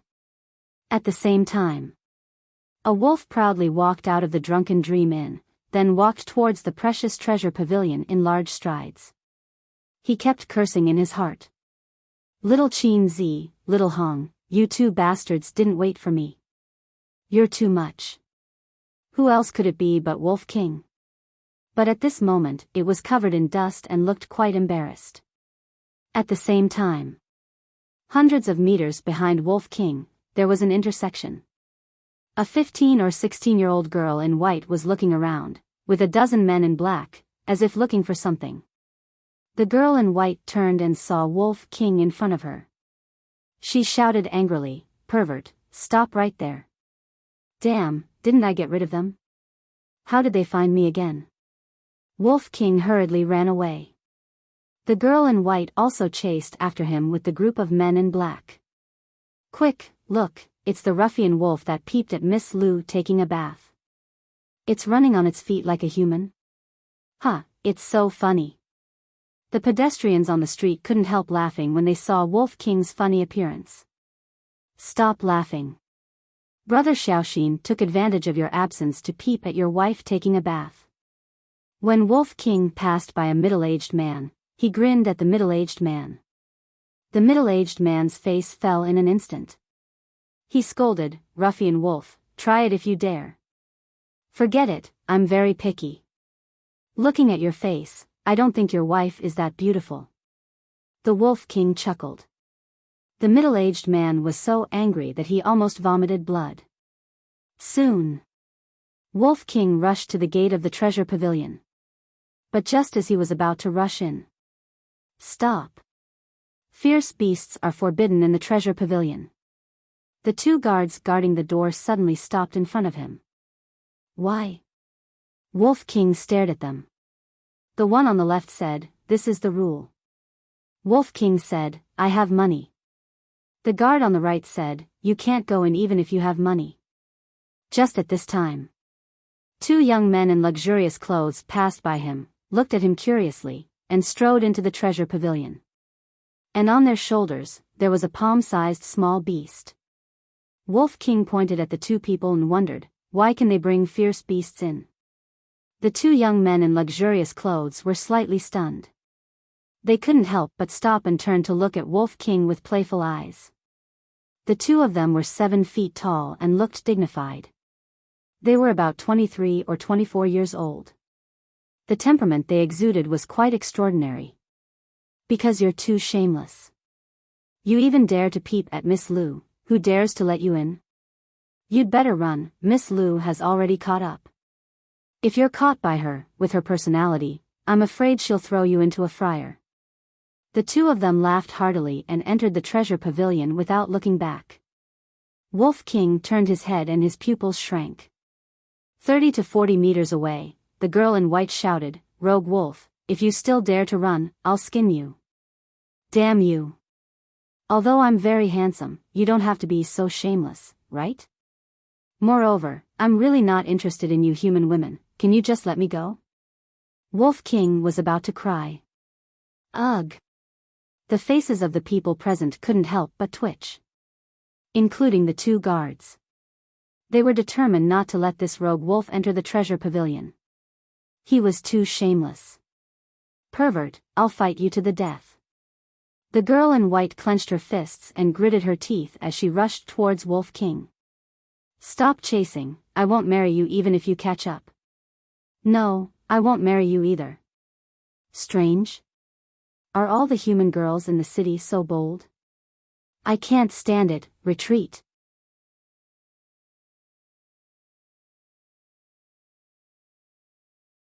Chapter 301. Asshole, have you had enough? At this moment, an angry roar exploded in the treasure pavilion. Qin Feiyang was like an enraged lion. He rushed out of the treasure pavilion like lightning and fiercely kicked the Wolf King's butt. "Awoo!" Wolf King howled. Like a kite with a broken string, it flew into the air and drew an elegant trajectory.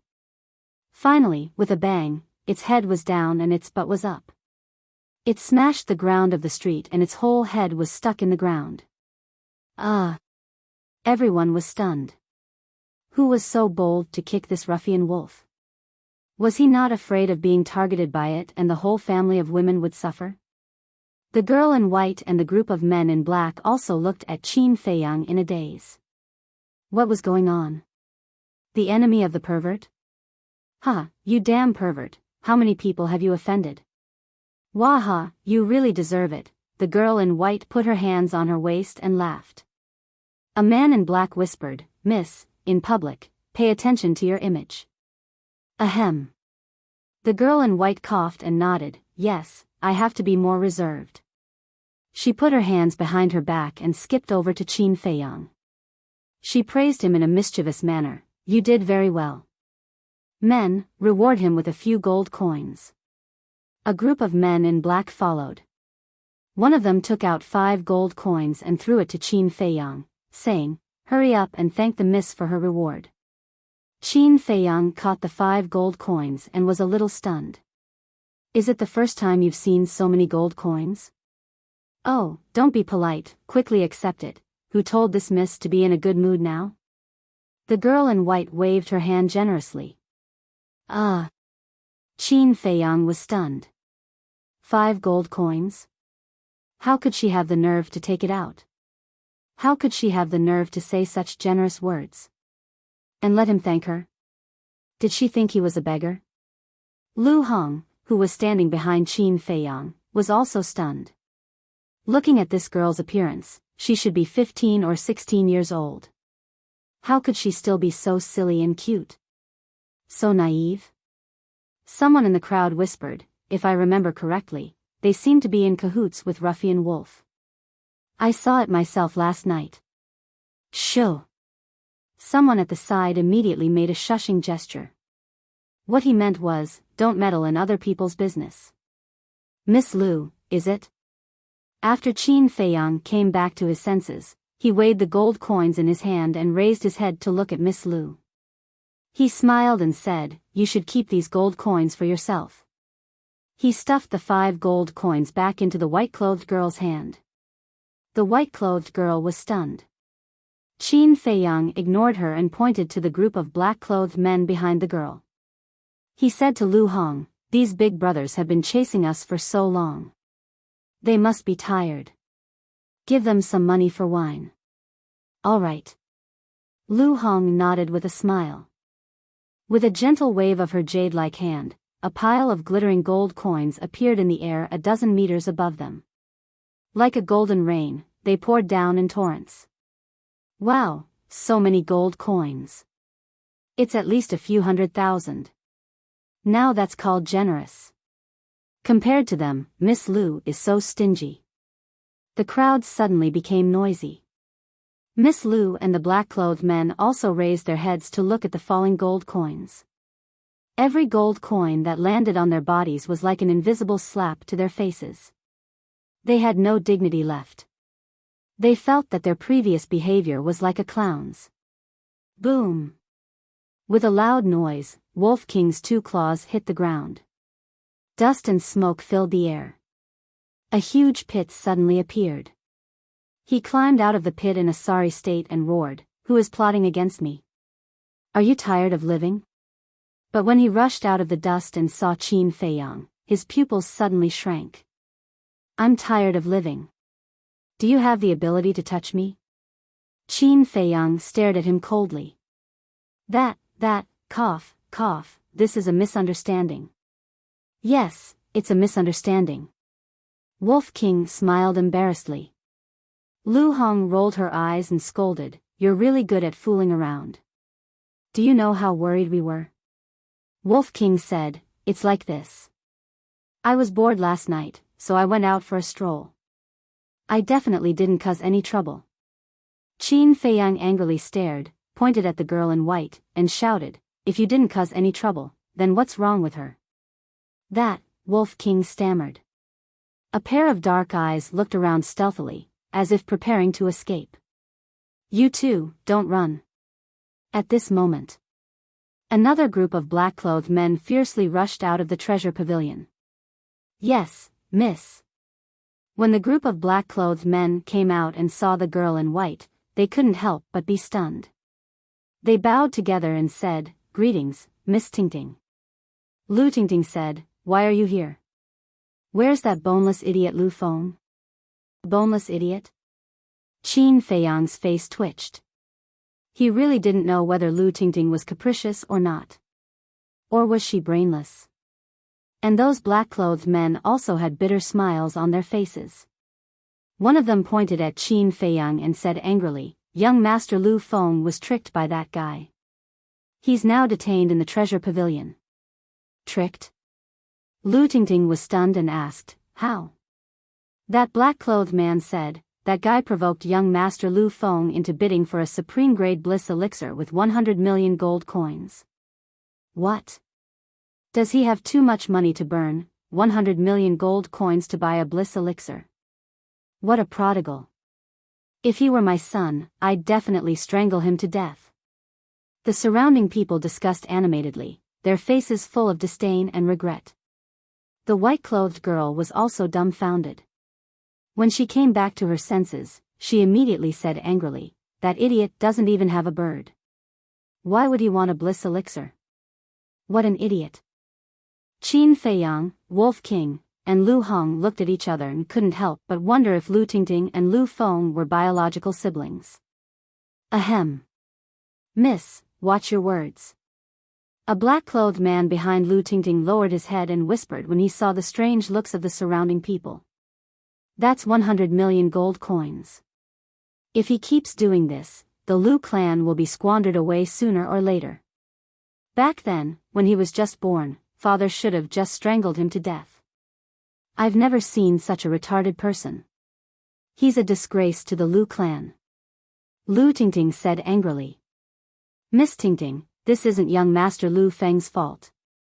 It's that woman who broke young Master Lu Feng's manhood." The two black-clothed men smiled bitterly. "Ah." Lu Tingting looked at Lu Hong in surprise. Lu Hong nodded and smiled at her. They all thought that Lu Tingting would definitely fly into a rage and avenge Lu Feng. But the result was not. She actually gave Lu Hong a thumbs up and said, "Sister, you're really good, but you're too gentle. You should have killed him directly." Lu Hong was stunned. Qin Feiyang was also dumbfounded and his jaw almost dropped. This Lu Tingting and Lu Feng were definitely not biological siblings from the same mother. But even if he's useless, he's still my family, so, speaking of this. Lu Tingting's eyes suddenly froze. She waved her slender arm and shouted, "Take them down for me." Two groups of black-clothed men immediately pounced on the two people and the wolf. Qin Feiyang said lightly, "There are rules in the city that forbid fighting. Do you dare to give it a try?"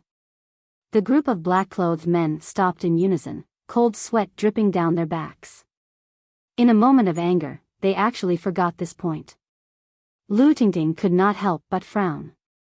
Swoosh. At this moment, a black-clothed old man landed in front of everyone like a bolt of lightning. "Greetings, Steward Lu." The group of black-clothed men bowed and saluted. Steward Lu nodded and looked at Lu Tingting helplessly. "Miss, you're precious. How can you run around like this? It's none of your business. Go away."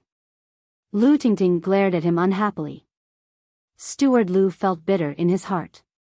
This little master was really hard to serve. Suddenly, a cold light flashed in his eyes. He looked up at Qin Feiyang and Wolf King and said, "The patriarch invites the three of you to the Lu family as guests." "Guests?" Qin Feiyang sneered secretly. Once they entered the Lu family's gate, they could forget about coming out alive. "Sorry, we're not free now. Besides, we're just nobodies." We really don't dare to disturb the Lu family. Please thank the patriarch for his kindness on my behalf. Goodbye. Qin Feiyang cupped his hands and said with a smile. Then he turned and left with Lu Hong and Wolf King. I'm afraid it's not up to you whether you want to go or not. Steward Lu smiled hoarsely and waved his hand. Stop them. A group of black-clothed men rushed up and surrounded the two people and the wolf. What's wrong? Steward Lu, are you going to bully us? Qin Feiyang glanced at the black-clothed men in front of him and said without turning his head. Am I? I'm very sincere in inviting you to be guests. So don't misunderstand. Keep an eye on them. I'll go and bring young Master Lu Feng out. Steward Lu said to the black-clothed men and turned to walk toward the treasure pavilion.